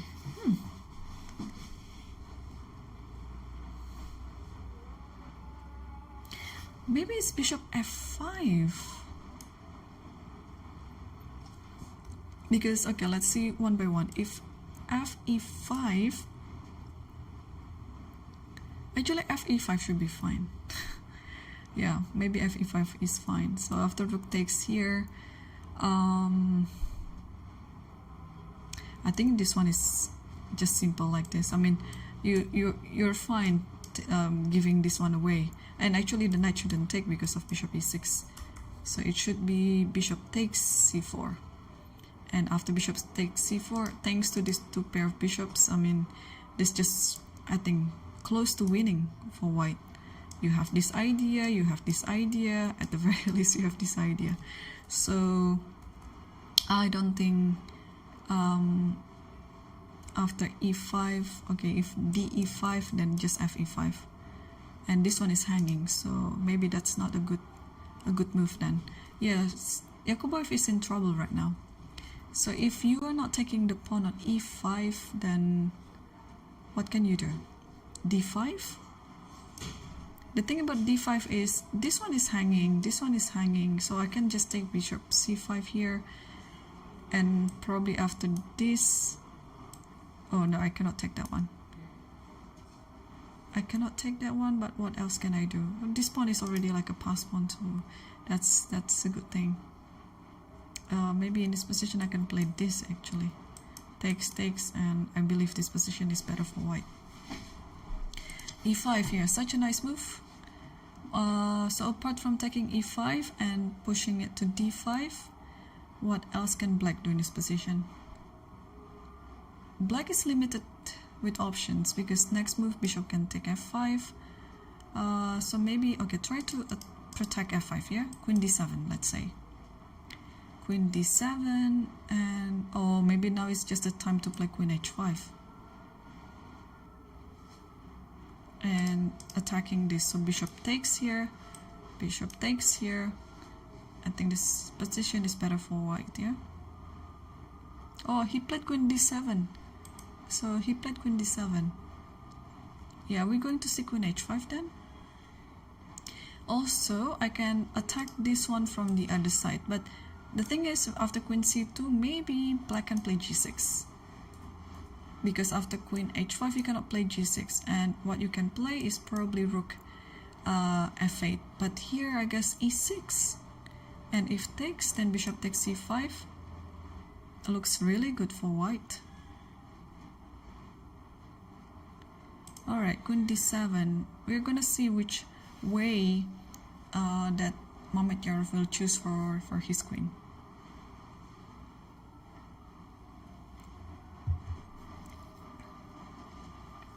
Let me also check other games in the challenger. Oh, by the way, Mehmet Yarov's game, this one, I think it's already close to +3. Let's take a look. Oh, I thought it was +3. But it's still like +1.4. But it is still very significant anyway. So this is the current position. Yeah, let's check other games. I just want to see if we have interesting position on other games as well.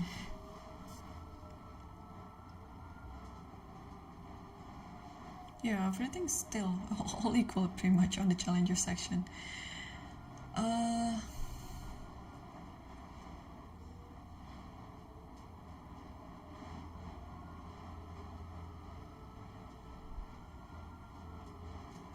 Yeah, and all the games in the master section is actually very interesting. They have kind of like different type of position for us to understand, but it has its own beauty. But of course, this game between Mehmet Yarov versus Yakuboev is the one that's, I think it's the most interesting one. Let's circle back quickly to the first board. Abdusattorov managed to play h3. So after bishop f1, bishop h5, he played h3. I suggested this move too, and now rook a d8.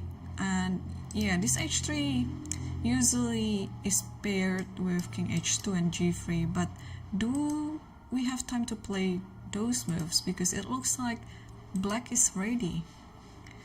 The funny thing is, computer still prefers white in this position.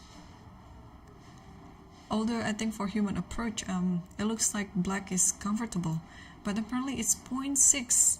Can you imagine? It's 0.6 and white is better. So yeah, it's very hard to understand. Why is it better? Rook a d8, and how are we going to continue this position?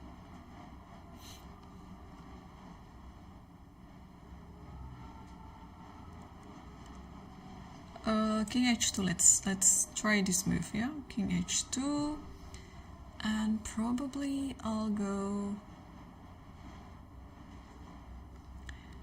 Can I just take this? Takes and d5, and if e5, I'd like to sacrifice, or maybe I'm just too ambitious.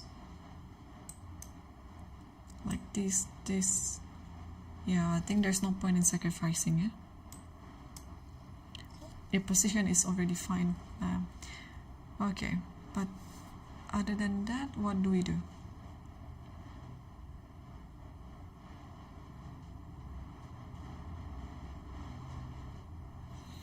What about takes and bishop g6? I think we discussed it before.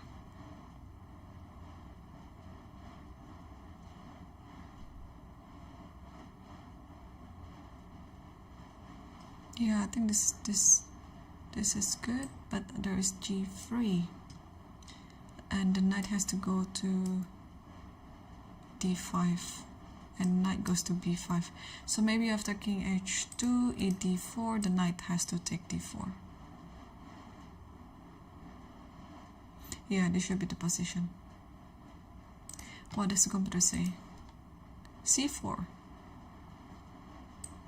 I think that is the idea. c4. Yeah, you gotta make this bishop work, by the way. So e d4 and knight takes d4, bishop g6 attacking e4, and knight f5.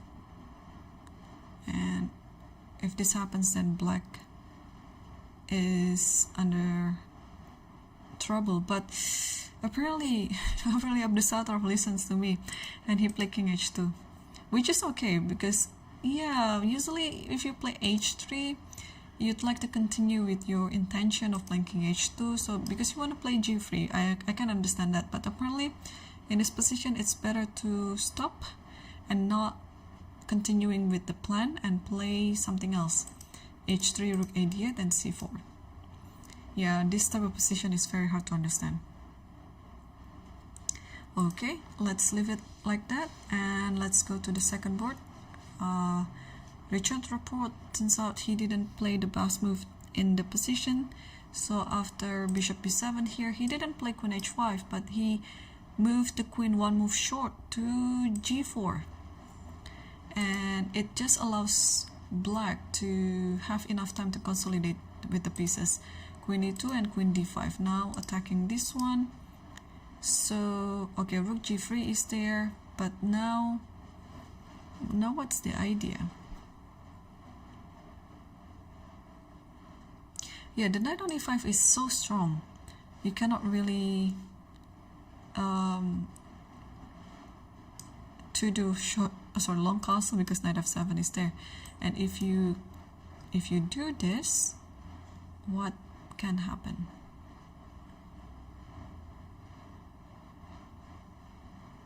Maybe just bishop h6. Maybe just bishop h6, yeah.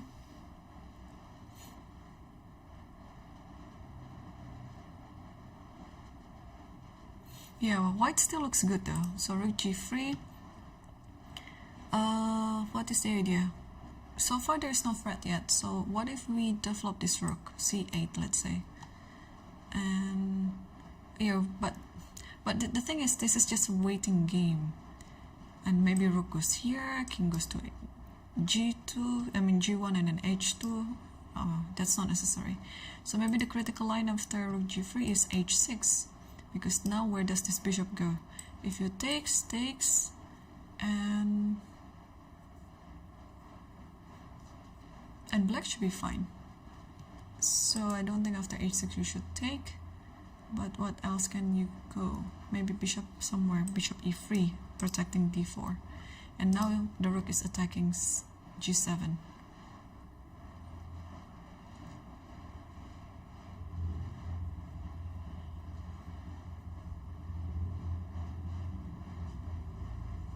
Yeah, this might happen actually. h6, trying to make the position like that. And let's circle back again to the third board between Fidit versus Youngi. So after knight 8 d7, queen e2, knight c4, rook b1.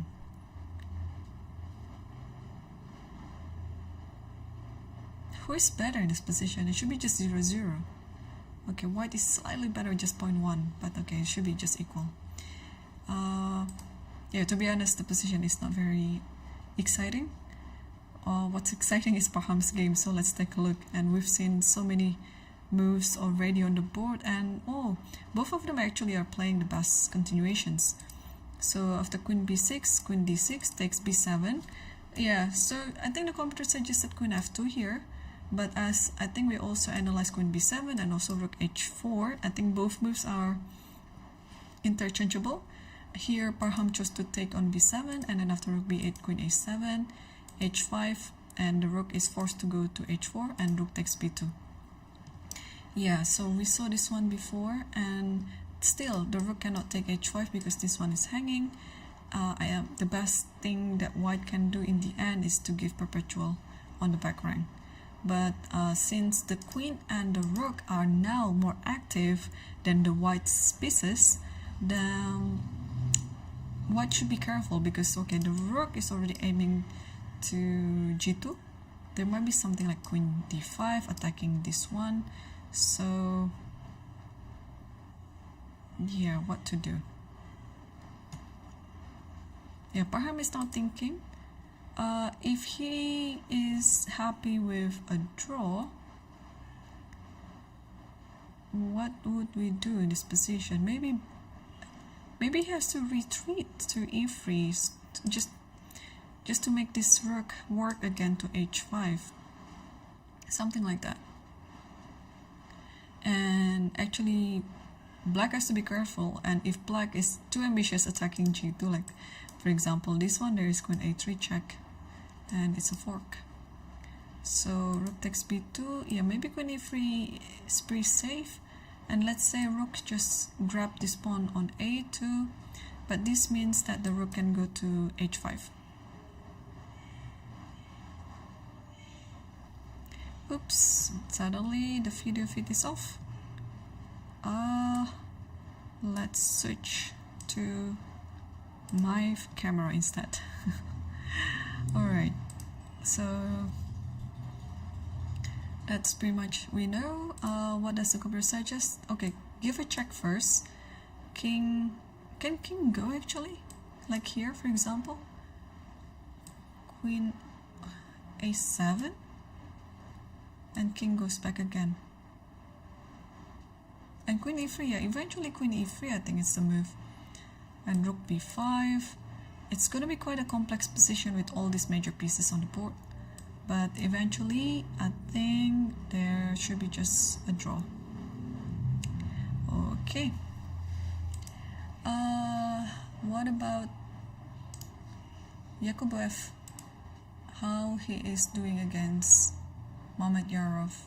So if the queen d7, queen h5 was played, but unfortunately queen h5 is not the best move according to the computer.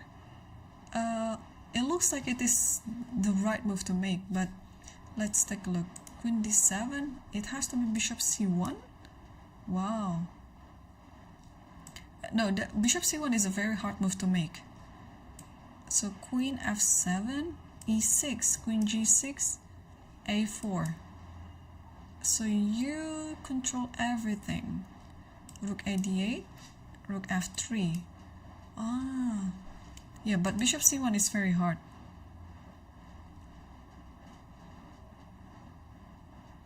Bishop c1 is very hard, and okay, queen h5 is more understandable. And rook f8. And now Mamedyarov has to continue with e d6, queen d6, and rook d1. Still having a slightly better position, but somehow with queen h5 his advantage is decreased, unfortunately.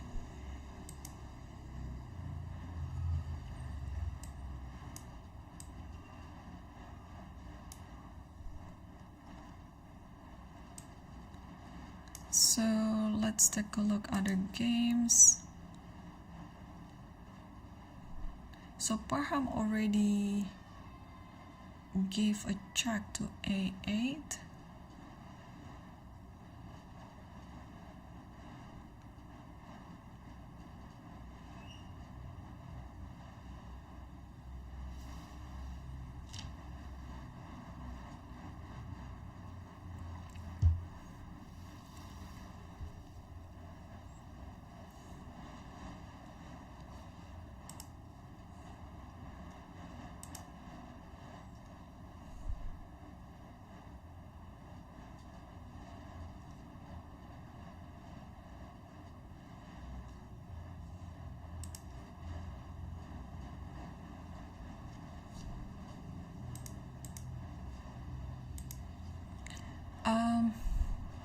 Yeah, let's see Parham's game actually. Where is it? This one. So queen a8 is already on the board, and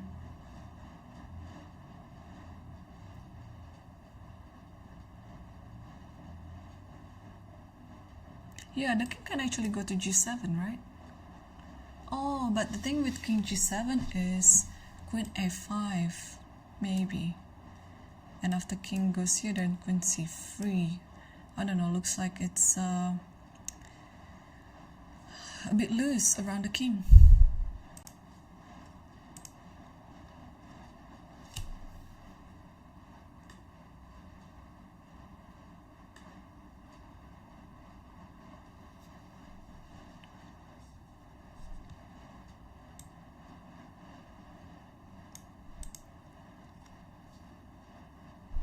So still queen a8 is on the board, no move yet from Sindarov, and Sindarov is now 14 minutes left.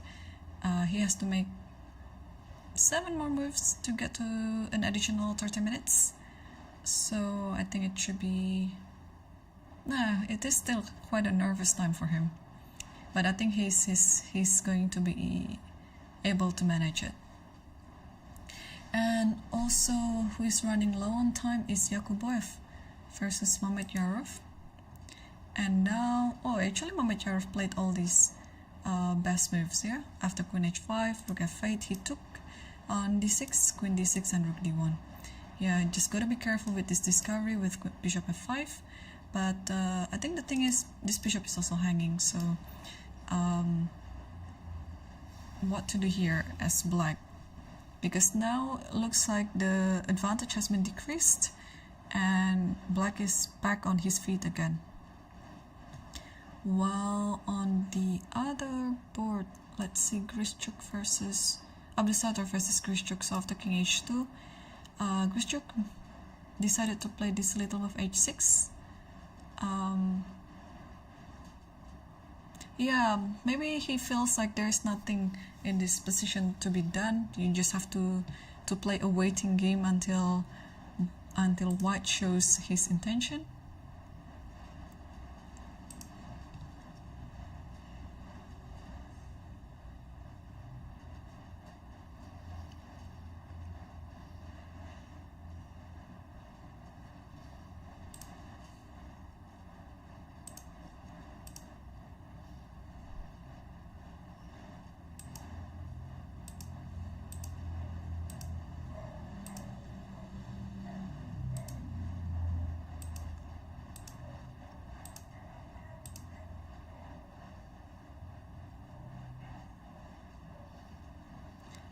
And okay, so no, there's still no much updates on their games. So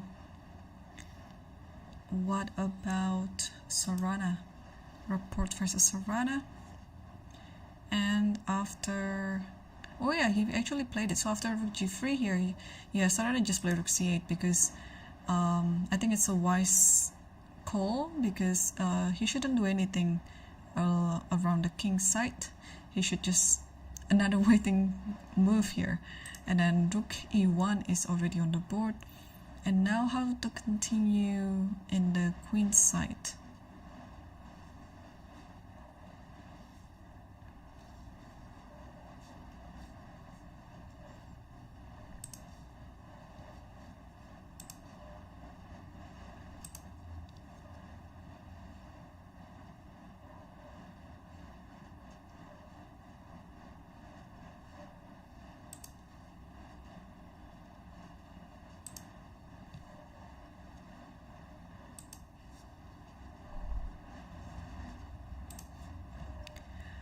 Okay, rook e1.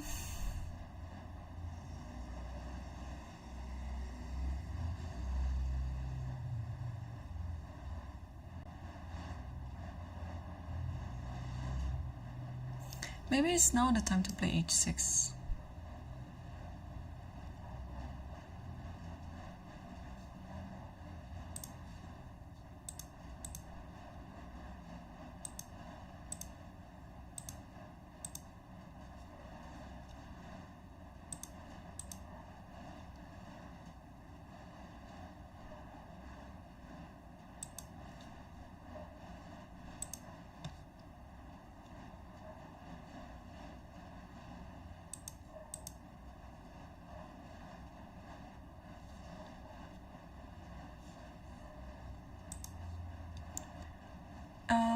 What does the computer say actually?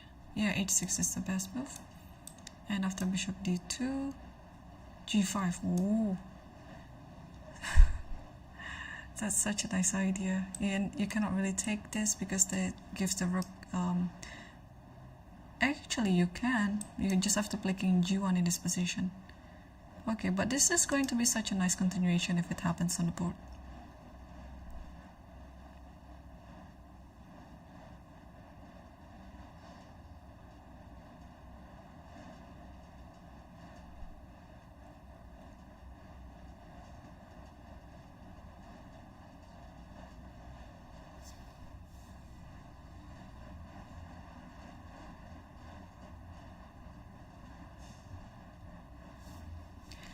Okay, and yeah, the games are getting exciting, but I guess I have to take my break, so I'll try to make it quicker, and I'll see you soon after a few minutes, so stay tuned.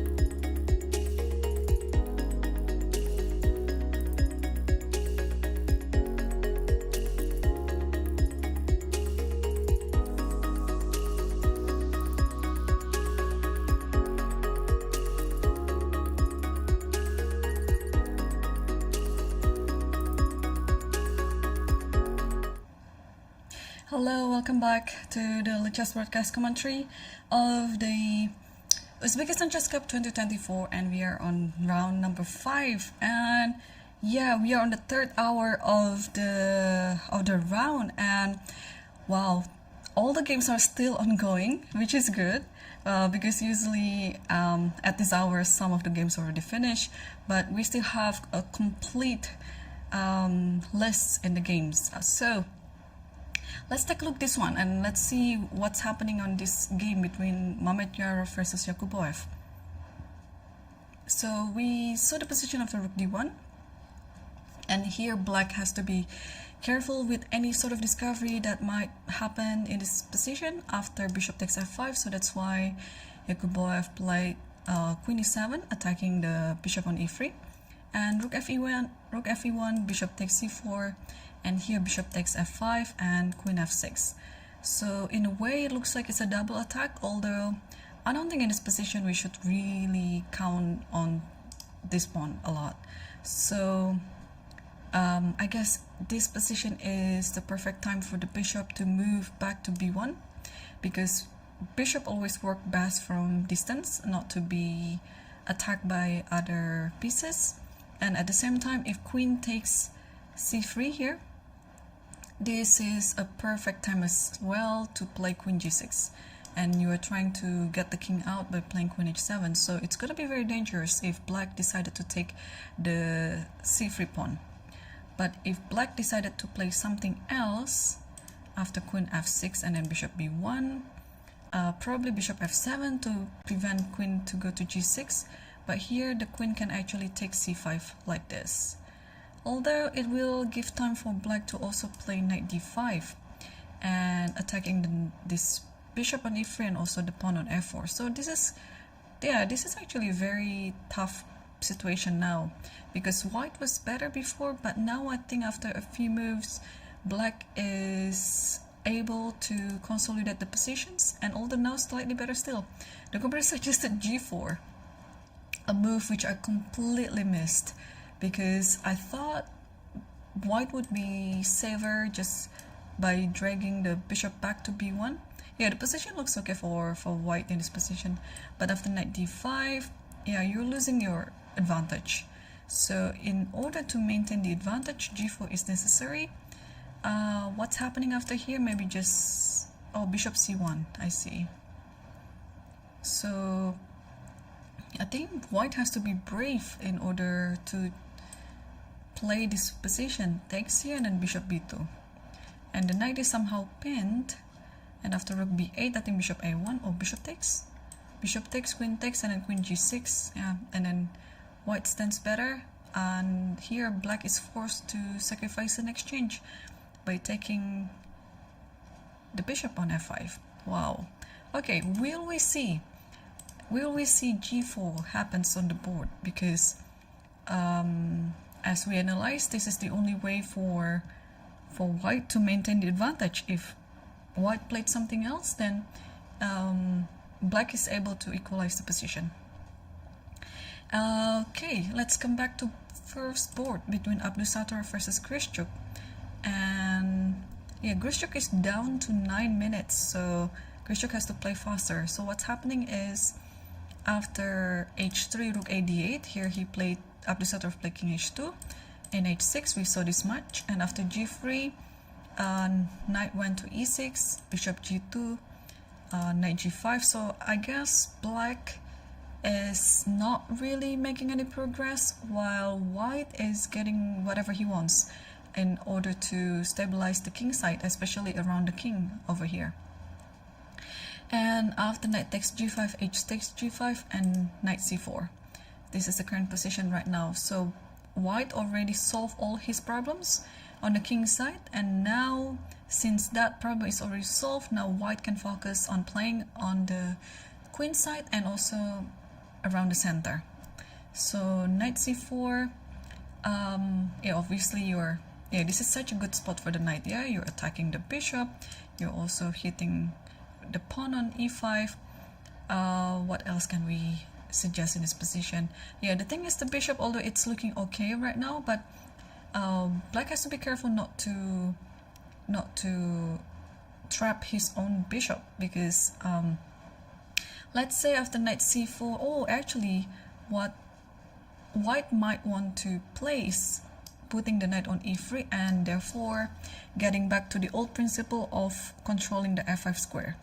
But since this knight is quite flexible, white doesn't have to do it right away. White can also try to improve the rook on a1, for example. Yeah, this bishop is a little bit annoying because this square on d1 is quite important.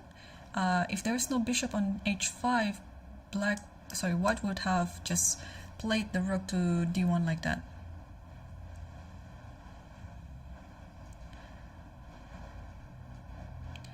But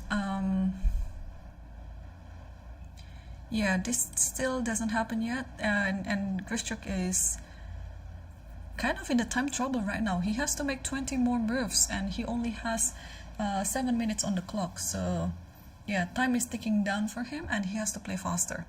And the position itself is it's actually far from simple, so yeah, he's in the tough position right now. And on the second board between Richard Rapport versus Sorana, actually we saw a position that we already analyzed before.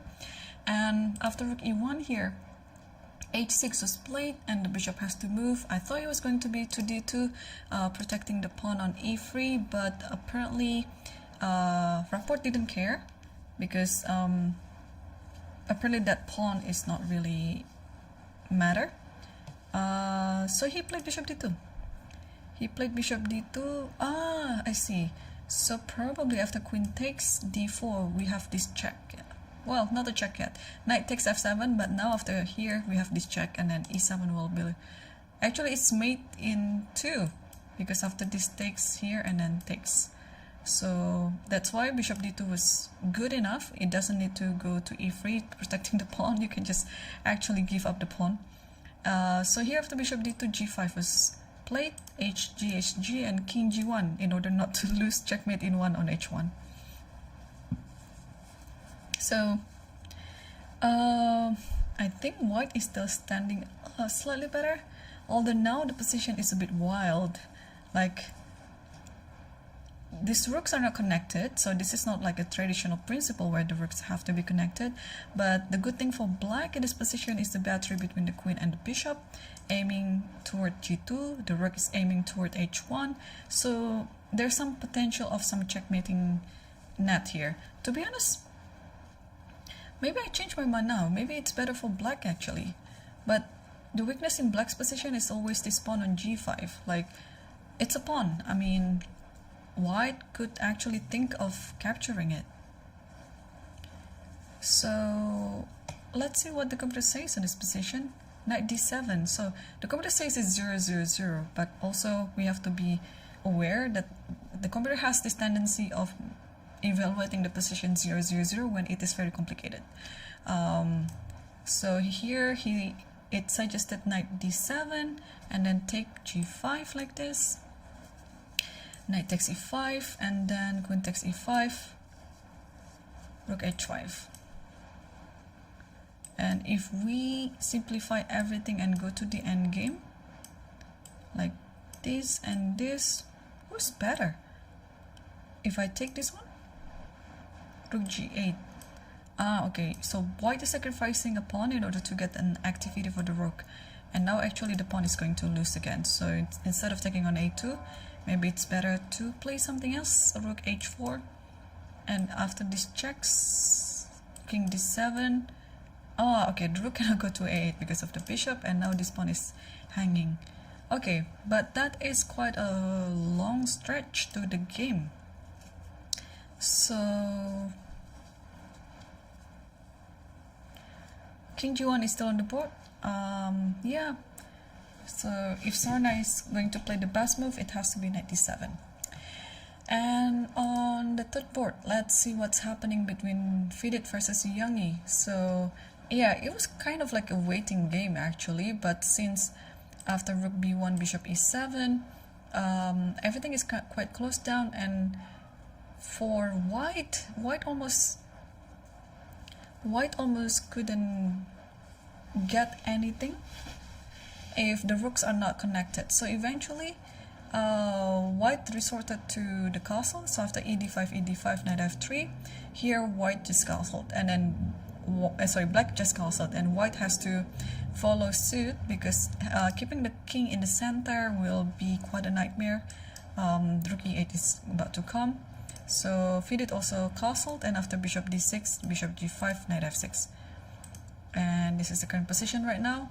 But if the pawn was on g2, I believe this position should be equal. But since now the pawn is on g4, so it's like a failed attempt on attacking.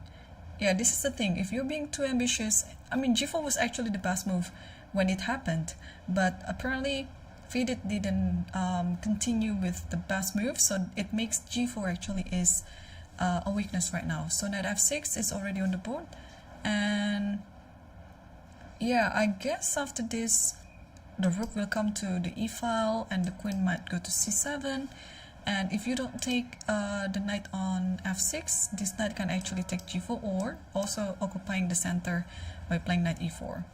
So it's a tough moment again for Fidit, even though Fidit has a pair of bishops here, but unfortunately the open diagonals are not really beneficial for his position, and black has all this space advantage on the queen side as well that makes the whole position for black a bit better.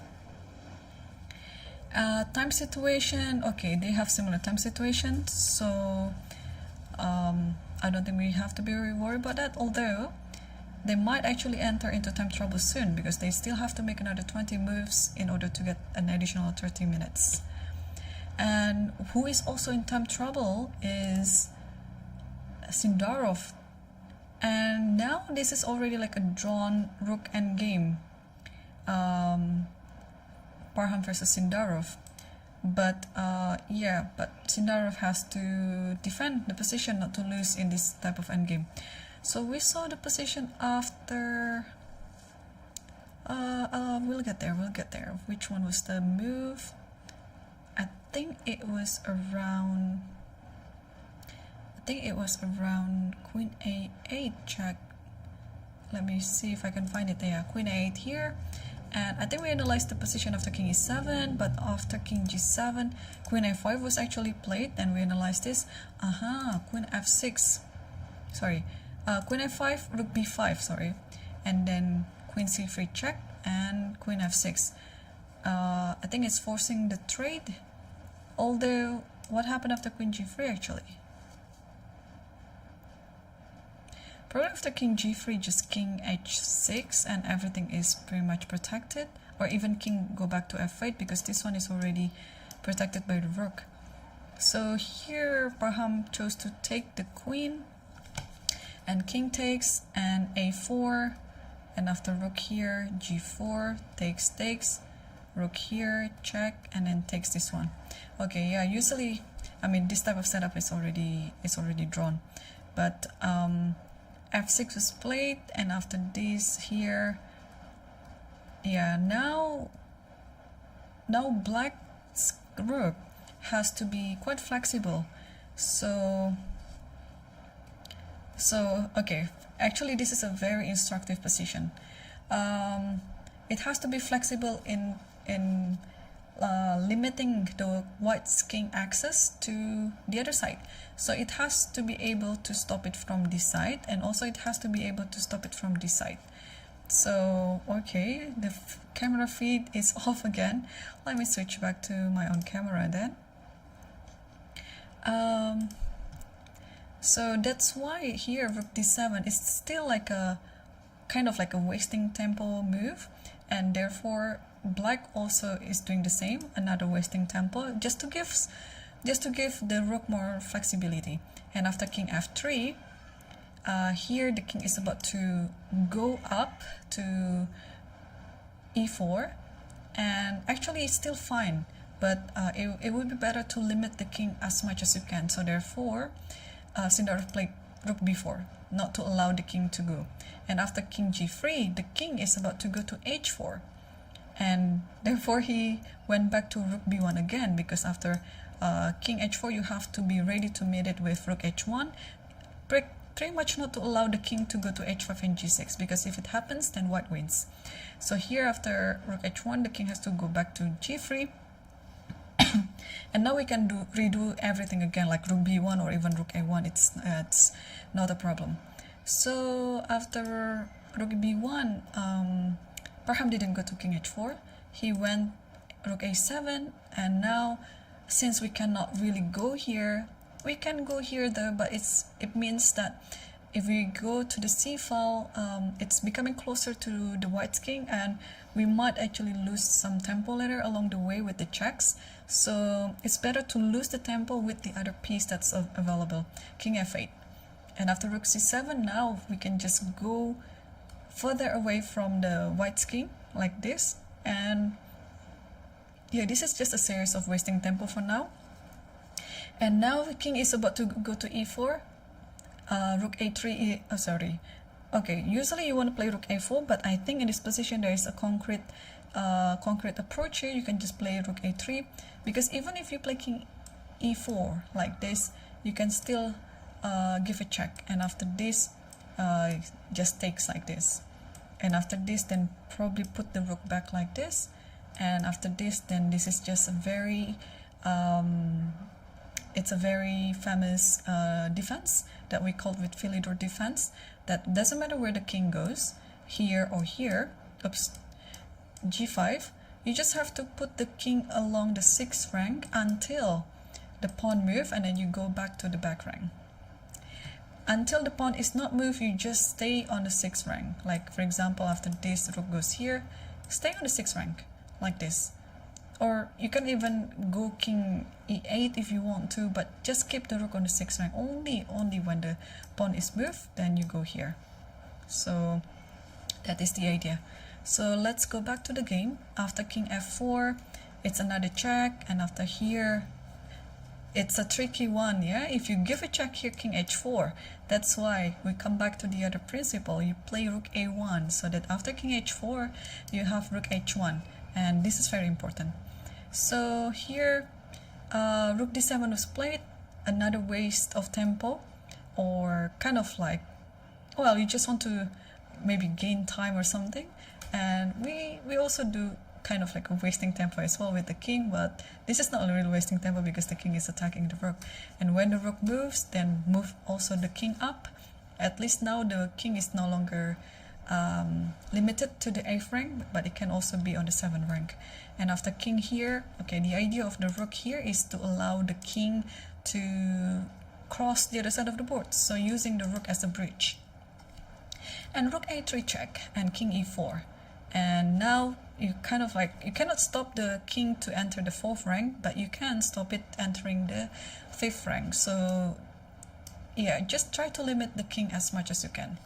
And here rook b4, and since the rook is already having its own task that is limiting the king on the 5th rank, you can do it via c5 as well, but why approaching the white's king with your rook, right? So while you have another piece to give a tempo, then you just do it king f8, check, king e7 again, check, king f8 again, and after this just do the rook.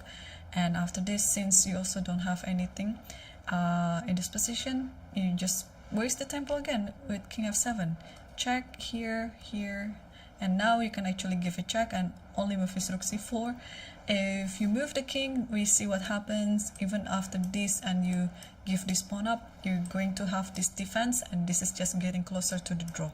And if the king goes here, still you maintain your rook on the 6th rank.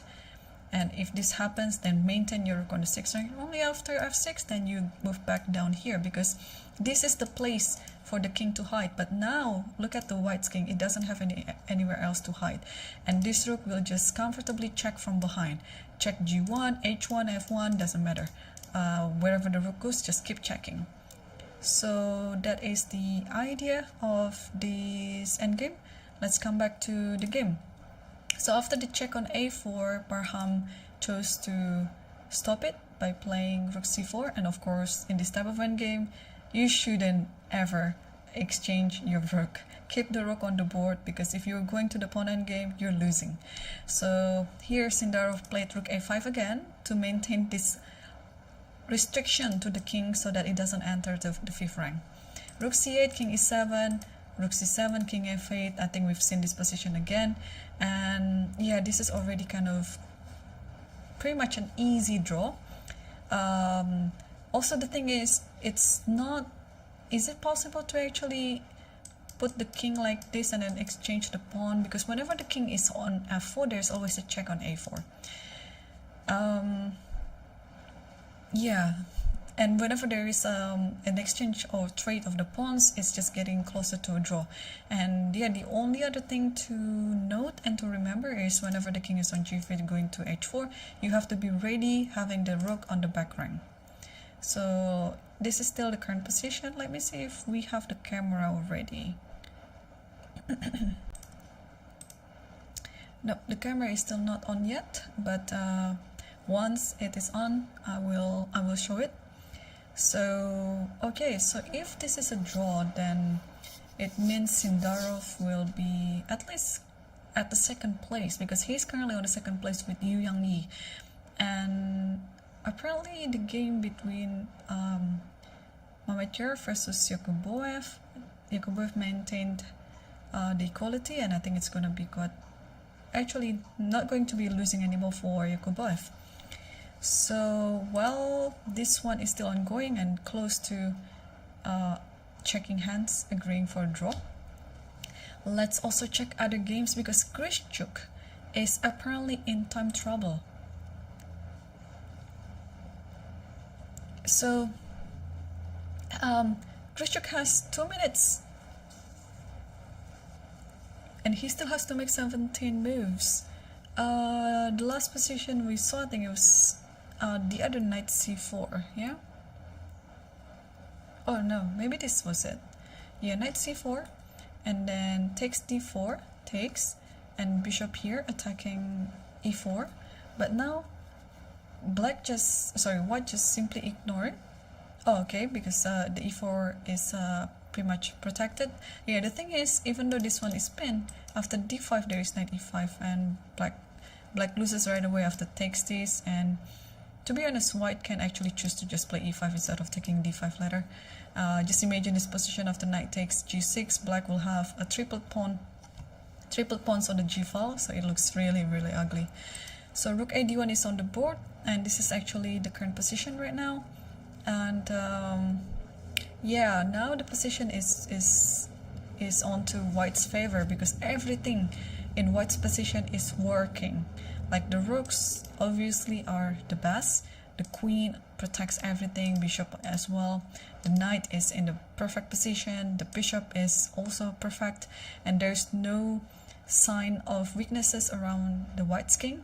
So yeah, I have a faith in this position for white, that white might be well, white is better in this position for sure, that Abdusattorov will continue on winning the game.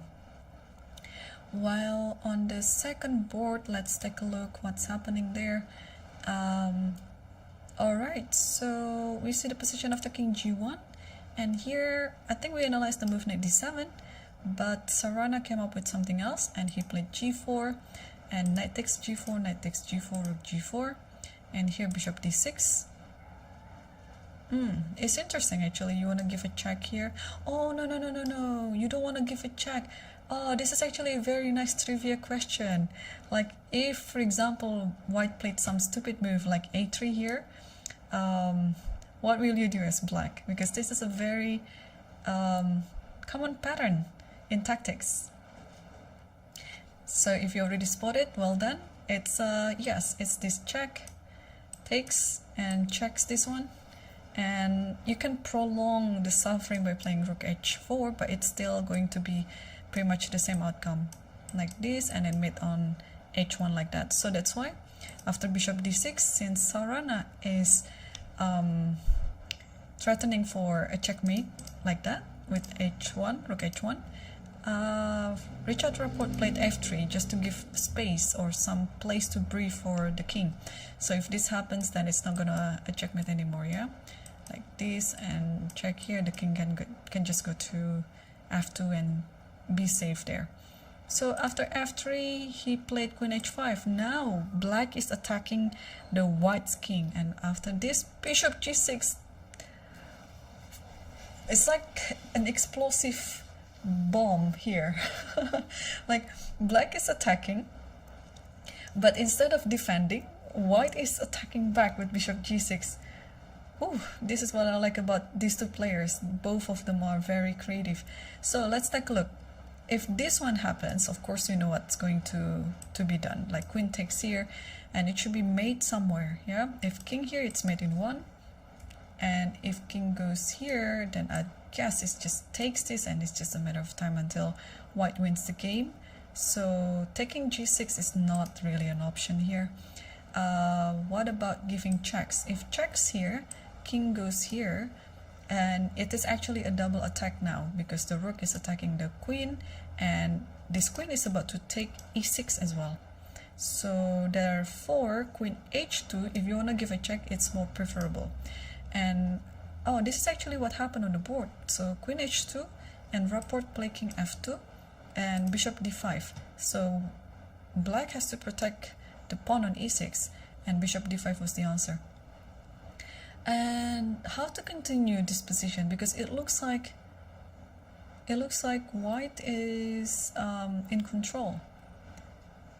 Because the king, apparently, even though it was being attacked, it's safe now thanks to the rook on g4. It protects this square on g3, it protects this one, it protects this one. So bishop e4 is now on the board. Wow.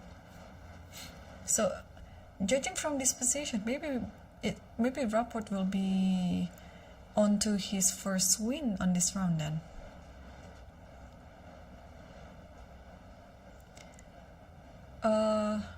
Yeah, the live feed is not on yet, so when it's on, of course I will show it, but for now you just have to be stuck with me.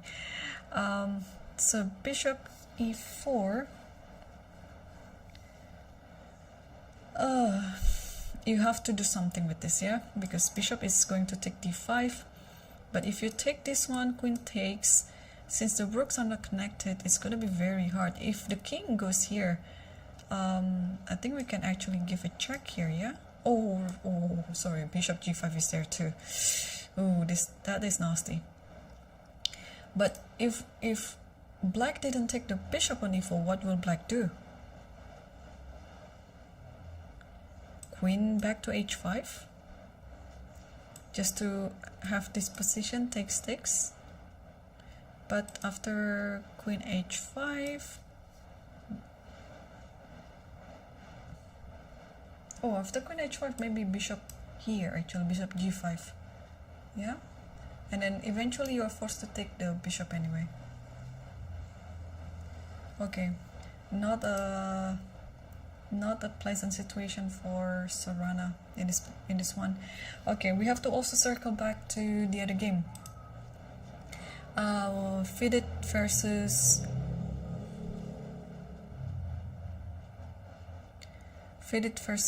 Youngie.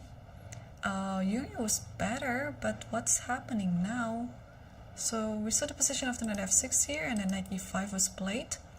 Bishop takes e5, d takes e5, and then rook e8, and f4. Queen b6 check, king h1, and knight e4. Takes, and rook fe1. Yeah, you cannot take this one because there is this fork on d2. So after d e4, rook fe1 was played.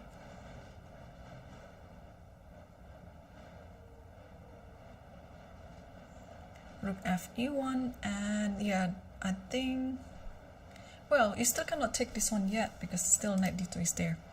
So this might come, be free just to get rid of this knight, or rook d1 also. Yeah, what is the fate of this pawn? Because it looks like on the next move, white will just take it.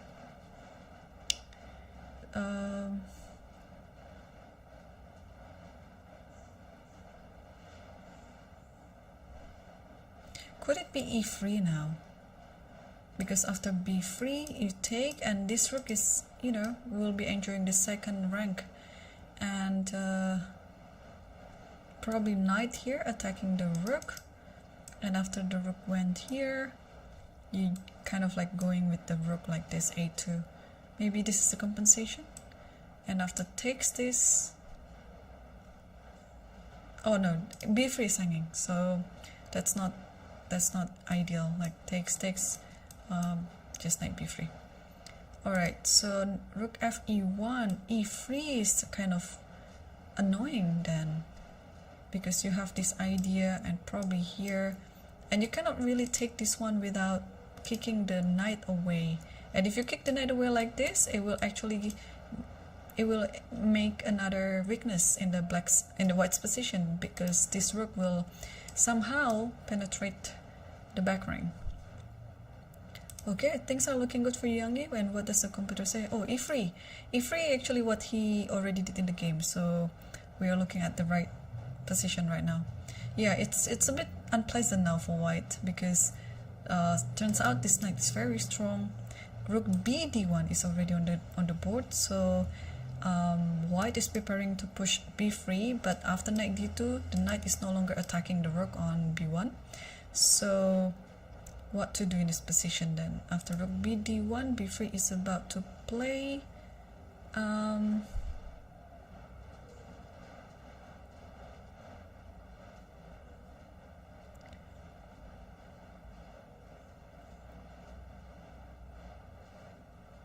Yeah, I don't know about f6. Is f6 a move here?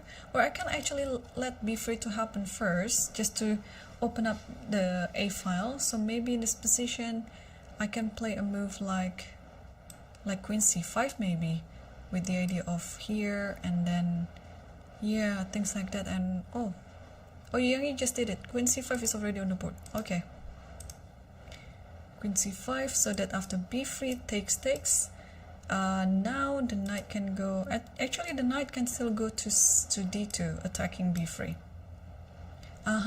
Queen c5 is important, because if you try to save b3 by playing b4, there's a check over here, and there's another check over here, like that. Or even in this position, can I actually play like this maybe?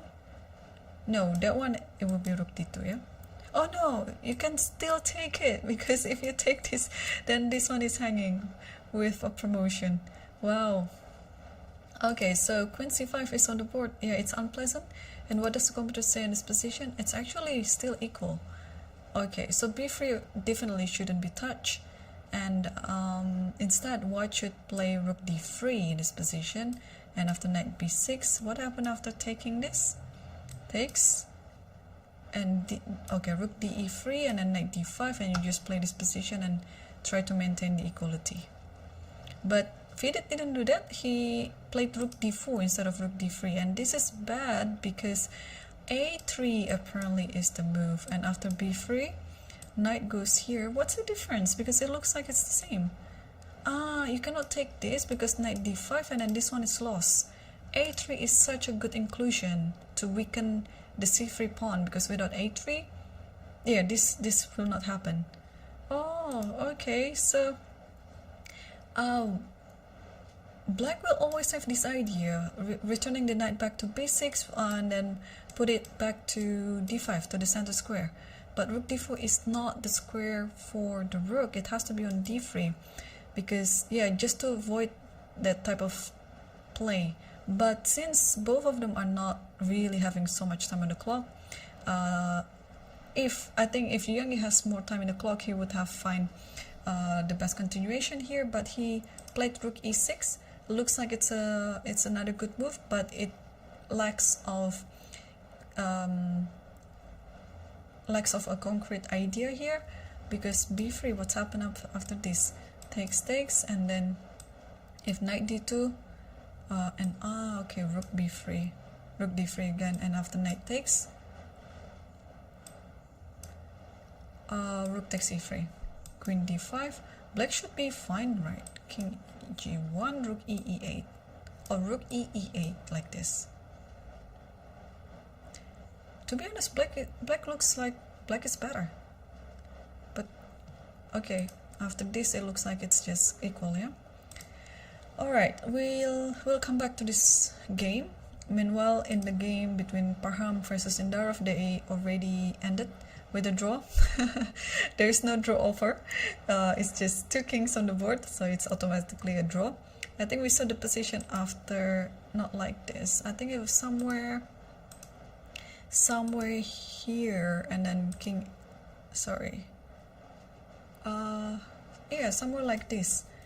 And then all these checks again, and then yeah, there's no progress to be made, and after here takes, and we see, oh, we finally see the Philidor defense that we analyzed before. Okay, so if king takes, you remember that there is this one check, and then this is just easy draw. But here Parham played check here, but this is gonna be just pretty much the same, as long as you don't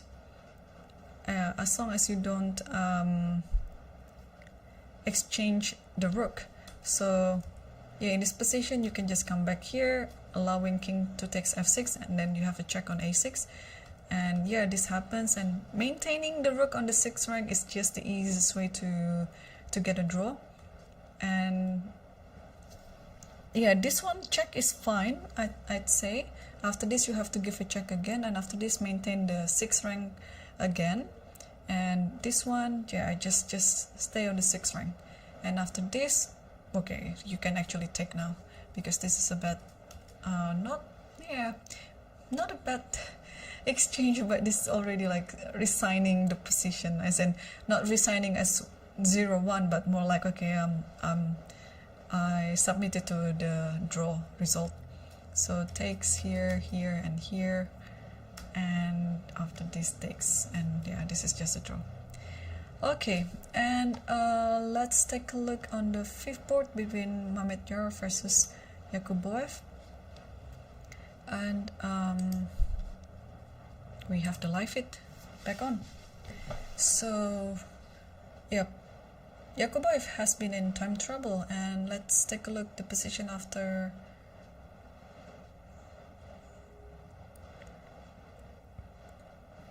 Somewhere around queen f6, yeah, it was very hard to find g4 in this position, because you don't want to open up the king's position, and here Mamedyarov played bishop c2, which is understandable, but again after knight d5, the advantage is already decreased, and bishop d2, rook b8, g3, and then rook b2. You see how black is improving his position bit by bit, and after rook c1, bishop b3. Oof, this is actually very dangerous for white now, and this bishop is actually a very good bishop, because this maintains some attack along the h7 square, so it's always a good trait if it allows to happen. Takes, and now rook e8, takes, and king can just go to h7 without any worries, since now the light square bishop is already gone. And after this check, queen g6, and in the endgame, if there are no queens on the board, only black is standing better, so white is forced to keep the queen on the board, so that's why f5 was played, queen f7, and now rook f1, knight f6. Yeah, everything looks pretty good. So maybe the critical position in this one is what happened after f6, which turned out to be, I would say, I don't know, just queen g6 again maybe, because now it's all under attack, the queen and the pawn, and it is maybe forcing the queen to be captured. But yeah, again, this position is only better for black because of the knight, and yeah, the pawns will lose this one, especially on a3. So rook f1 was played, and knight f6, just stopping anything with f6 check, and after queen e6,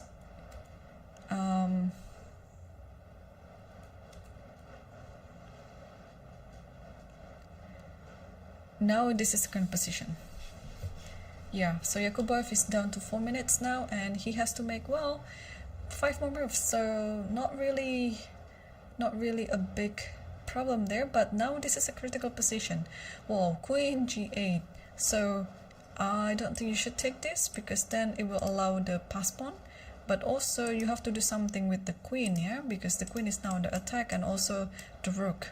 So I think I like this idea with queen g8, because it will maintain control over the rook, but also at the same time, if it takes this one, the trade is into your favor, because this is just a normal trade without allowing white to have a pass pawn. So queen g8 is on the board, and I guess black is better in this position. Let's see. No, it's still 0-0-0 actually. Yeah, it's still 0-0-0, and okay, what to do here as white, yeah?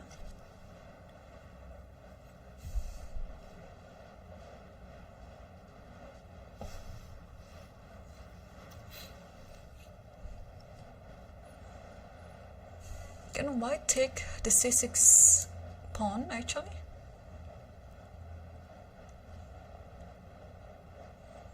But maybe after queen c6 there is queen d8, yeah, and then the king is kind of attacked. Rook comes to b2. Yeah, it looks scary.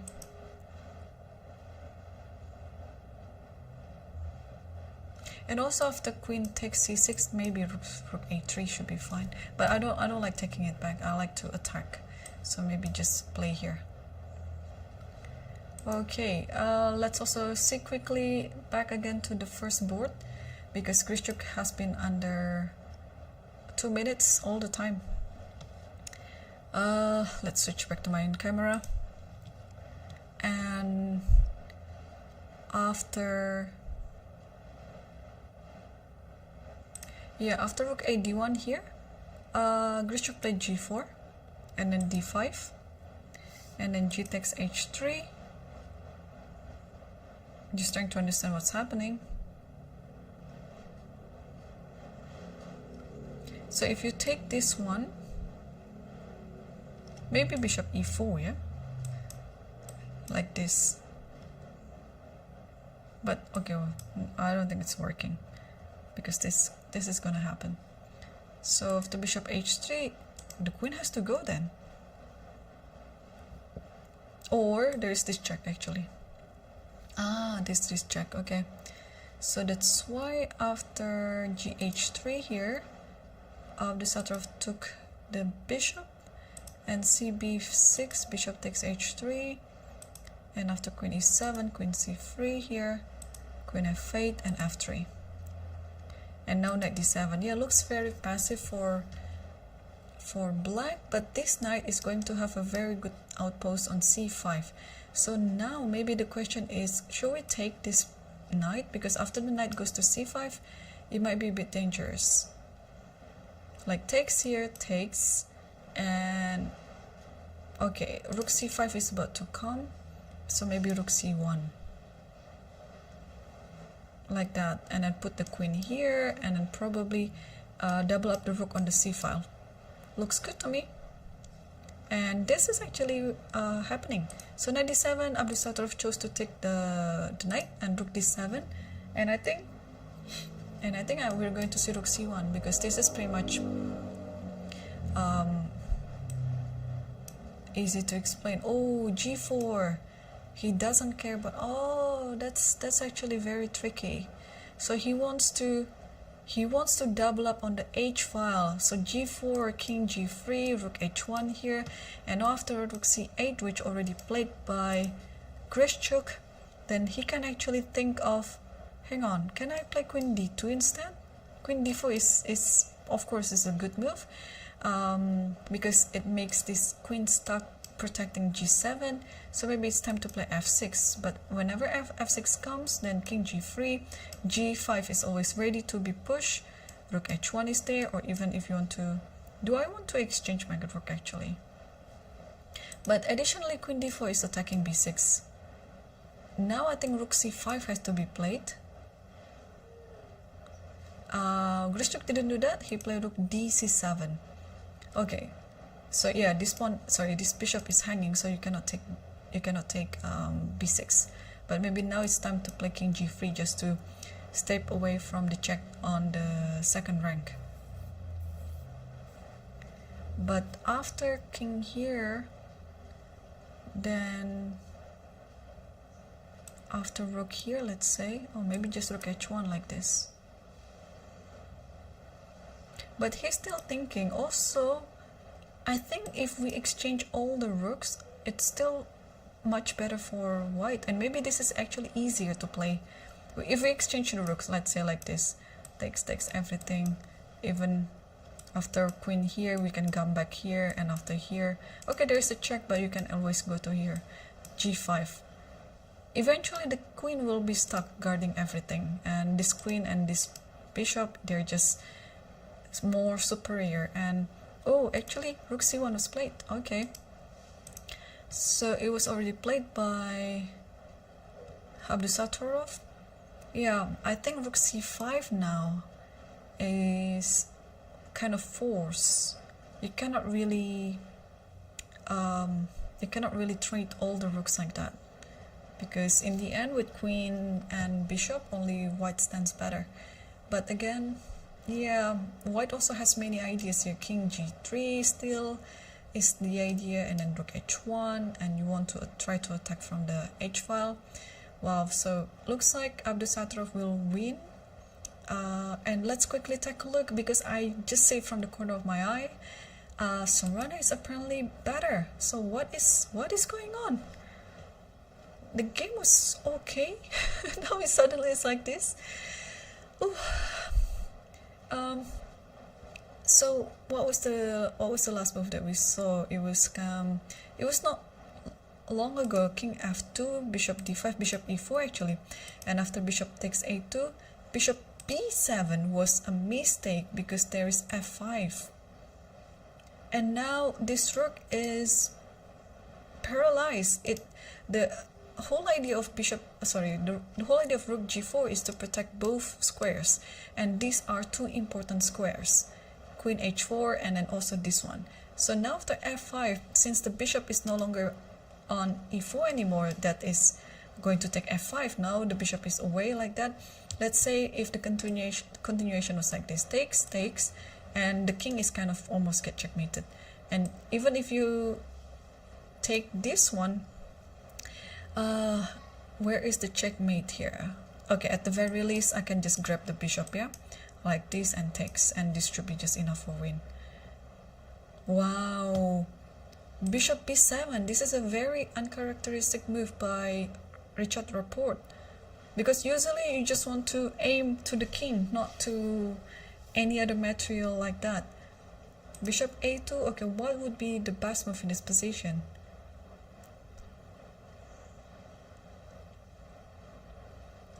Let's see what the computer says.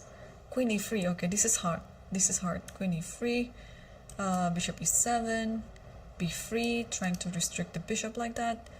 But there's a check here, but thankfully the king has another square. Take e1, and this is still 0-0 position. Can you believe it? Yeah, so wow, Richard Rapport is in trouble. So Sorana might be continuing on winning the game then. He won yesterday against Mamedyarov, and he looks like he's winning again this one, because it's now a -3 position for Sorana. So after f5, what else can we do in this position? If you don't do anything, this will be taken, and you don't have a compensation to that. But if you move the rook, also there's a check on h4.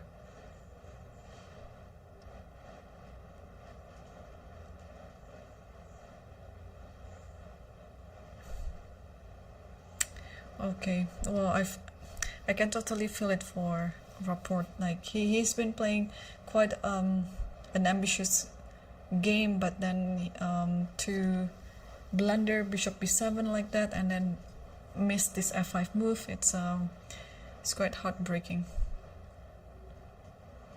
And he's down to 2 minutes right now. He still has to make another 6 moves, but I believe the next 6 moves is going to be very hard to make, because this position requires, even if he keeps playing the pass move, this position is already losing.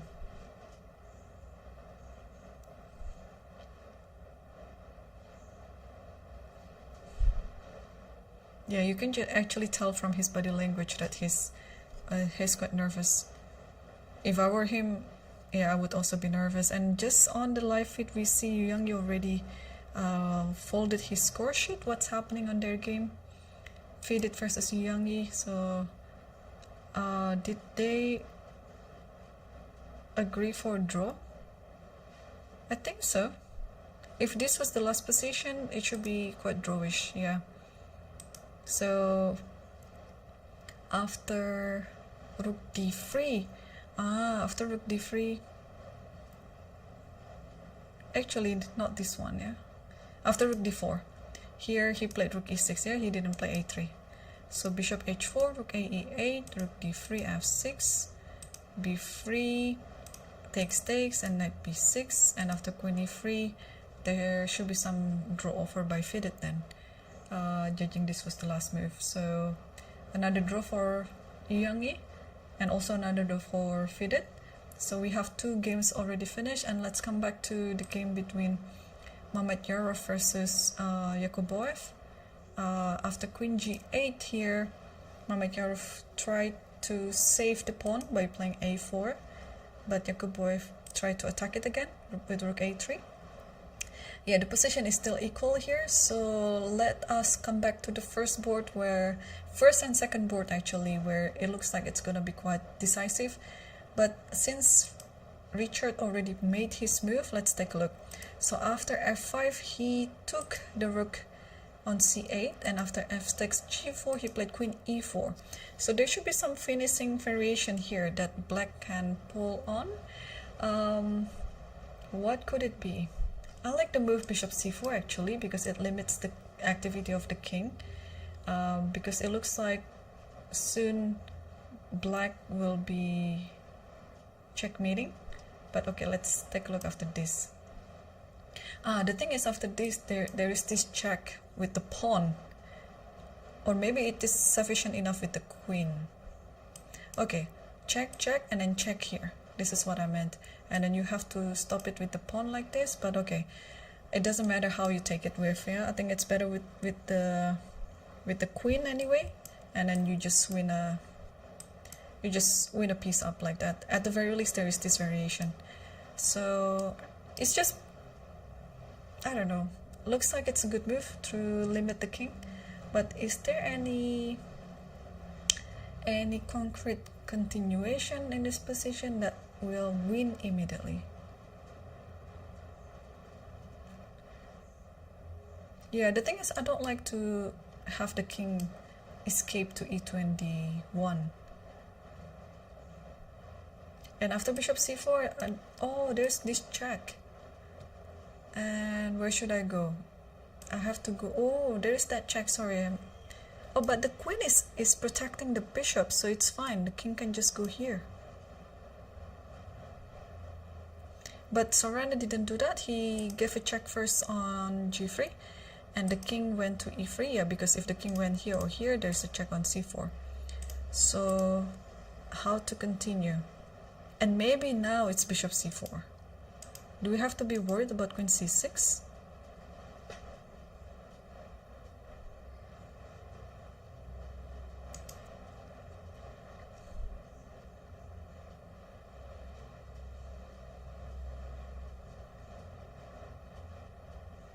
And maybe, hang on, can we give a check here?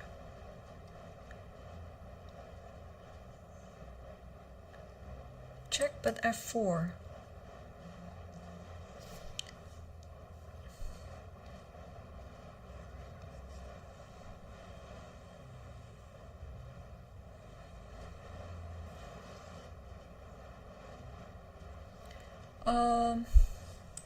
So bishop e1 is already played, so no need to give a check then. Bishop e1. Okay, what about this check? Surely the king cannot go to d8 because of queen d7. If the king went here, what? Oh, okay. I thought it was a good check, but the bishop can just take on b4. Is there any other check? Queen c5. Queen c5 check, and where should I go? Just here maybe. but there's queen g5.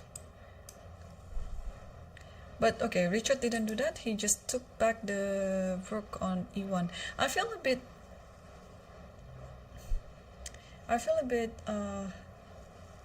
uneasy here because of this check. So maybe should we play bishop d5 then? But there is this check. Then after this, yeah, if there's a check, then you just take it. So maybe why not giving a check first on c6? Yeah, I was wondering. And then you take this one later. Yeah, just give a check first, at least you get it. And now let's say the king goes here. Oh, okay, so maybe you just try to escape, right? Like here, and then king here, and there's no more check. Yeah, so eventually the king will escape anyway, so that's why report just took e1. But this gives time for black to play bishop d5, or is it not the right continuation? After here and then check, king here, that's it. Yeah, oh, bishop here. But after this, there shouldn't be anything else. Everything is protected. Or maybe after bishop d5, check. I don't see anything. King here and then takes here maybe?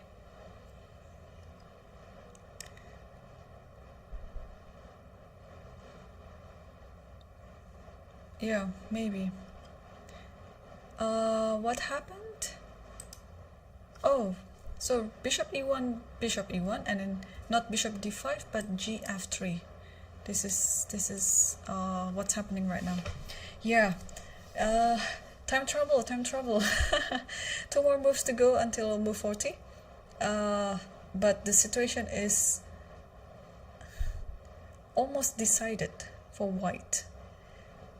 Unfortunately, the checks, whenever white gives a check, black will always have a way to escape. So queen here, as long as you don't play king d8, I think you should be fine. But I think in this position you play king f7. But Sarna is taking his time.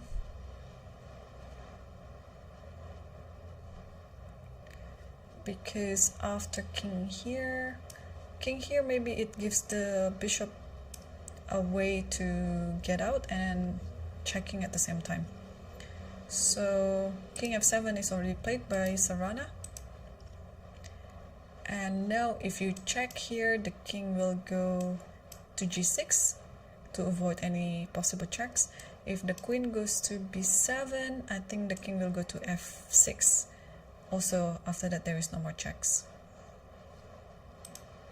Okay, one more move to go, and queen takes f3. Oh, I missed this actually. Queen takes f3. Wait, is this gonna be perpetual?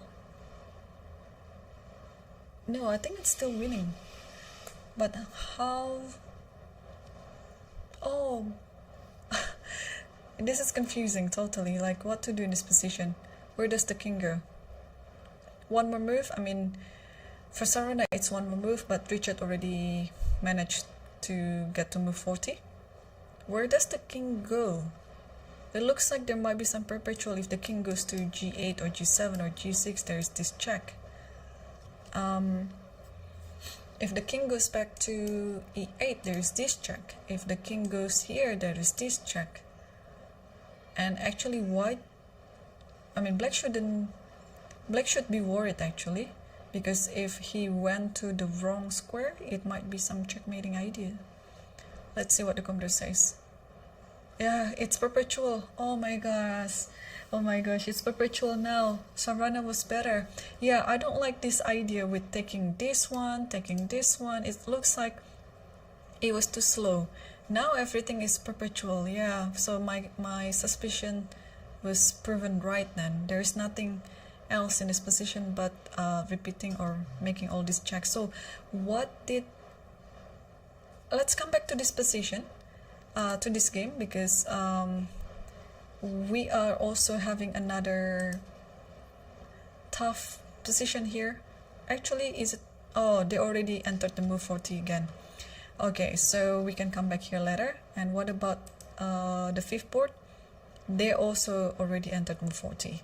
So things are looking fine time-wise for all the remaining games. So let's analyze this game, Rapport versus Sarana. Where did Sarana make the mistake on? So he played, okay, now he just did king g6, but let's take a look from I think this position, and after queen e4, yeah, maybe bishop c4 is the best move, like what I thought it was going to be. What is the queen? Oh, bishop g3 is actually the better move, but after king e3, bishop e1 is still okay, and after this queen g1, so it has to give a check. Yeah, this fg looks like it's very slow. Queen g1 or queen h6. So let's take a look. Queen g1. If queen g1, okay, if bishop f2, then there's queen c1. If king here, there's bishop, yeah, if king here, there's bishop b1. So, and if king here, there's bishop c4. So only move is king d2, but here you take this one with a check. Oh, and at the very least you can take this one with a check, and then you go to this endgame, and of course you're winning. Wow, Sarana missed a completely winning position, and actually at that time he still has 8 minutes on the clock, but he didn't really use so much time to take f3. He just used like a minute, where this position is actually very critical. Yeah, talking about time management, right? I mean, you just want to play faster maybe, but at what cost? Like, because now the position is no longer winning in the current position, but in this one, if he played queen g1, I think we covered most of the moves, so king f4 has to be played. And here, oh, eventually queen h6 has to be played here, and then queen h6. Okay, so queen g1 is just a testing move.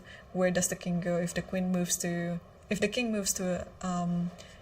the wrong square, then you can win immediately, but if the king moves to the right square, at least you can repeat another check and then check it from the proper square, no h6. And after this, king has to go to e2, and then you take this one now with a check. So that is very important, not to allow your opponent to have a counter attack. And after queen takes f3, queen c1 to stop these checks maybe. Oh, but if this happens, it's already move 42. I believe Sarana would have found all the moves anyway. But yeah, the current position right now after king g6 is just gonna be drawn after queen g4, king f7, and king f3 again. Meanwhile, on the first board, there is already a result between Abdusattorov versus Grischuk, and Abdusattorov won the game. And let's see what's happening after. I think we left it a bit too far behind after rook c1 here. Here Grischuk chose to just take the rook, takes here. And after queen c8, bishop b2, f6, yes, g5 is always the idea to open the diagonal a1, h8. King f7 takes f6. There's a check on h8, but after king g3, there's no more checks. And after this, now white is just grabbing all the pawns that he can. Takes here, takes this one, and then back to, apparently, yes, soon the queen will go back to c3, but here Grischuk resigned because there is no chance.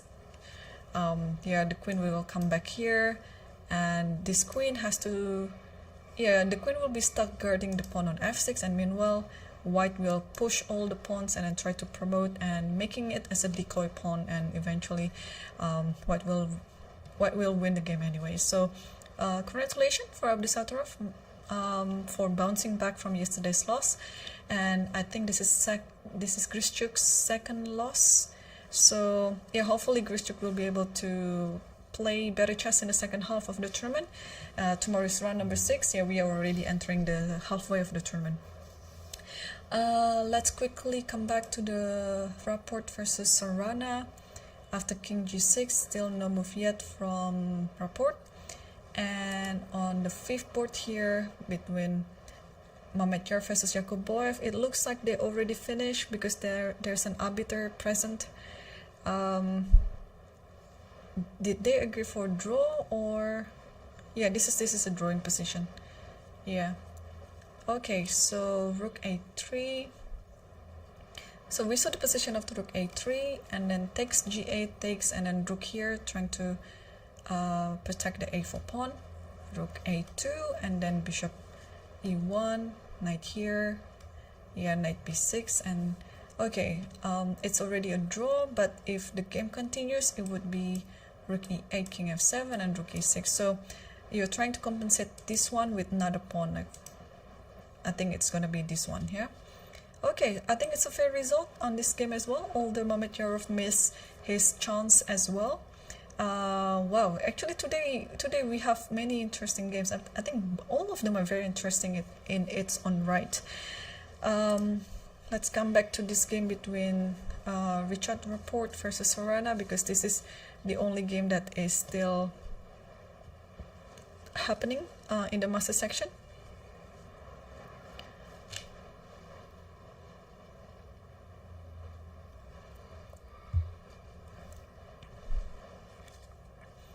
Yeah, if Richard agrees to make a draw, he's just gonna repeat the moves, but the position is already kind of like drawish right now.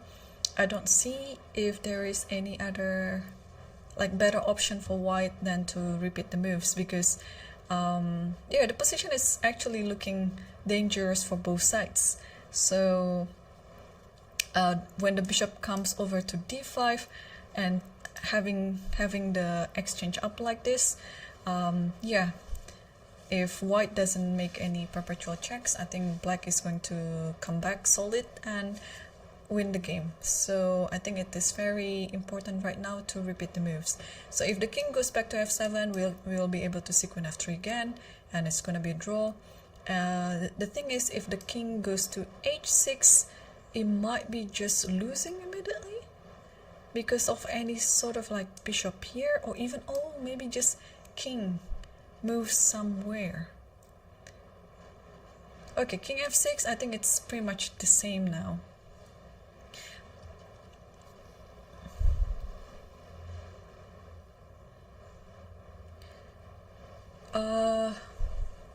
Although, what is the similarities in this position?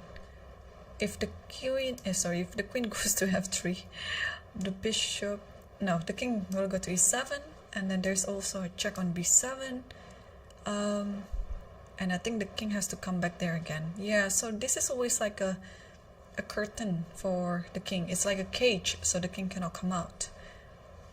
But maybe Sorana's intention is after this, could he want to play this? Looks risky though. Maybe I can play, what can I play in this position? Bishop here. And try to checkmate it. Yeah, it looks very risky.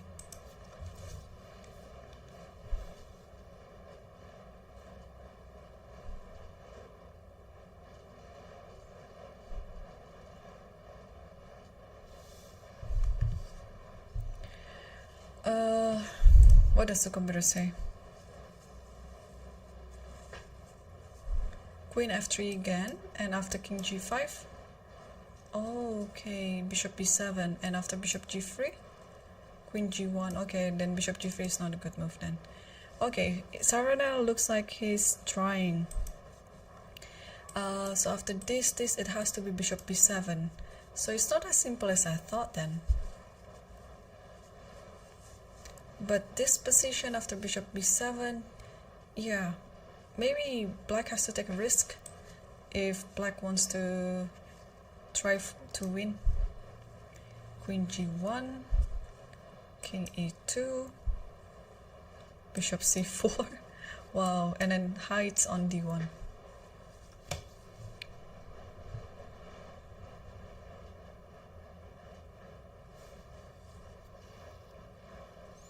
Queen f3 is still on the board. Now if Sorana is satisfied with the draw, he will just come back to g6 again like that. But if he is going to try, he will play queen g5.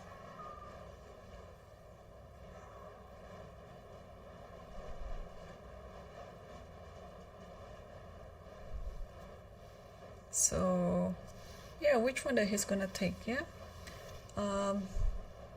king g5 or king g6, or even king e. No, king e7 is a bit. It should be losing because of bishop b4 actually. Yeah, it should be just losing. So his only option is just going to the g file.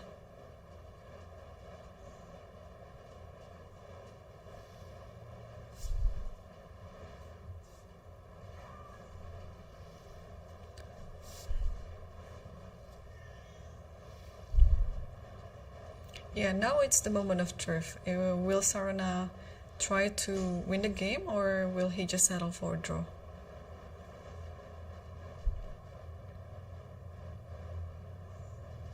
So after a few results like that, how does it change the leaderboard then? So Yakuboev is sharing the first place right now with no, he's still in the lead.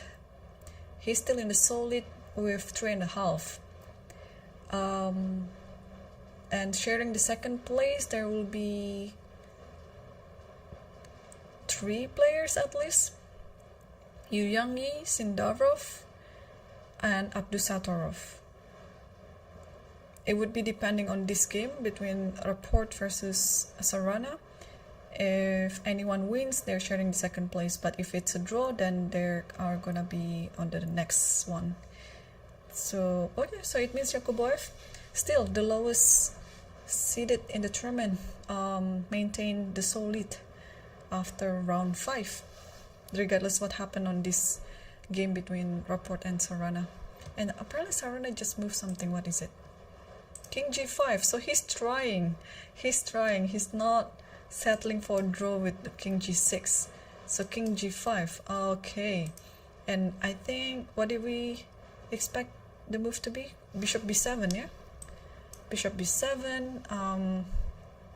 And with all these checks on the back rank and heights on d1, and somehow this position, black should be able to kind of force the game to continue, not to end it immediately.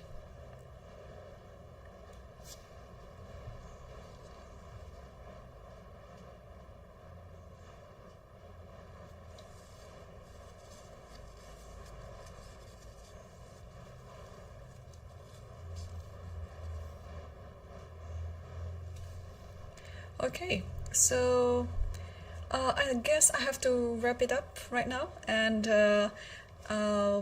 we have 4 results already in the master section. Abdusatorov won the first board against Grischuk, Fidit sharing the point against Yuyangi, also Maksudlu sharing the point against Sindarov, and another sharing point is Mamedyarov against Yakuboev, and the only one that is still playing right now is this game, Richard Rapport versus Sarana.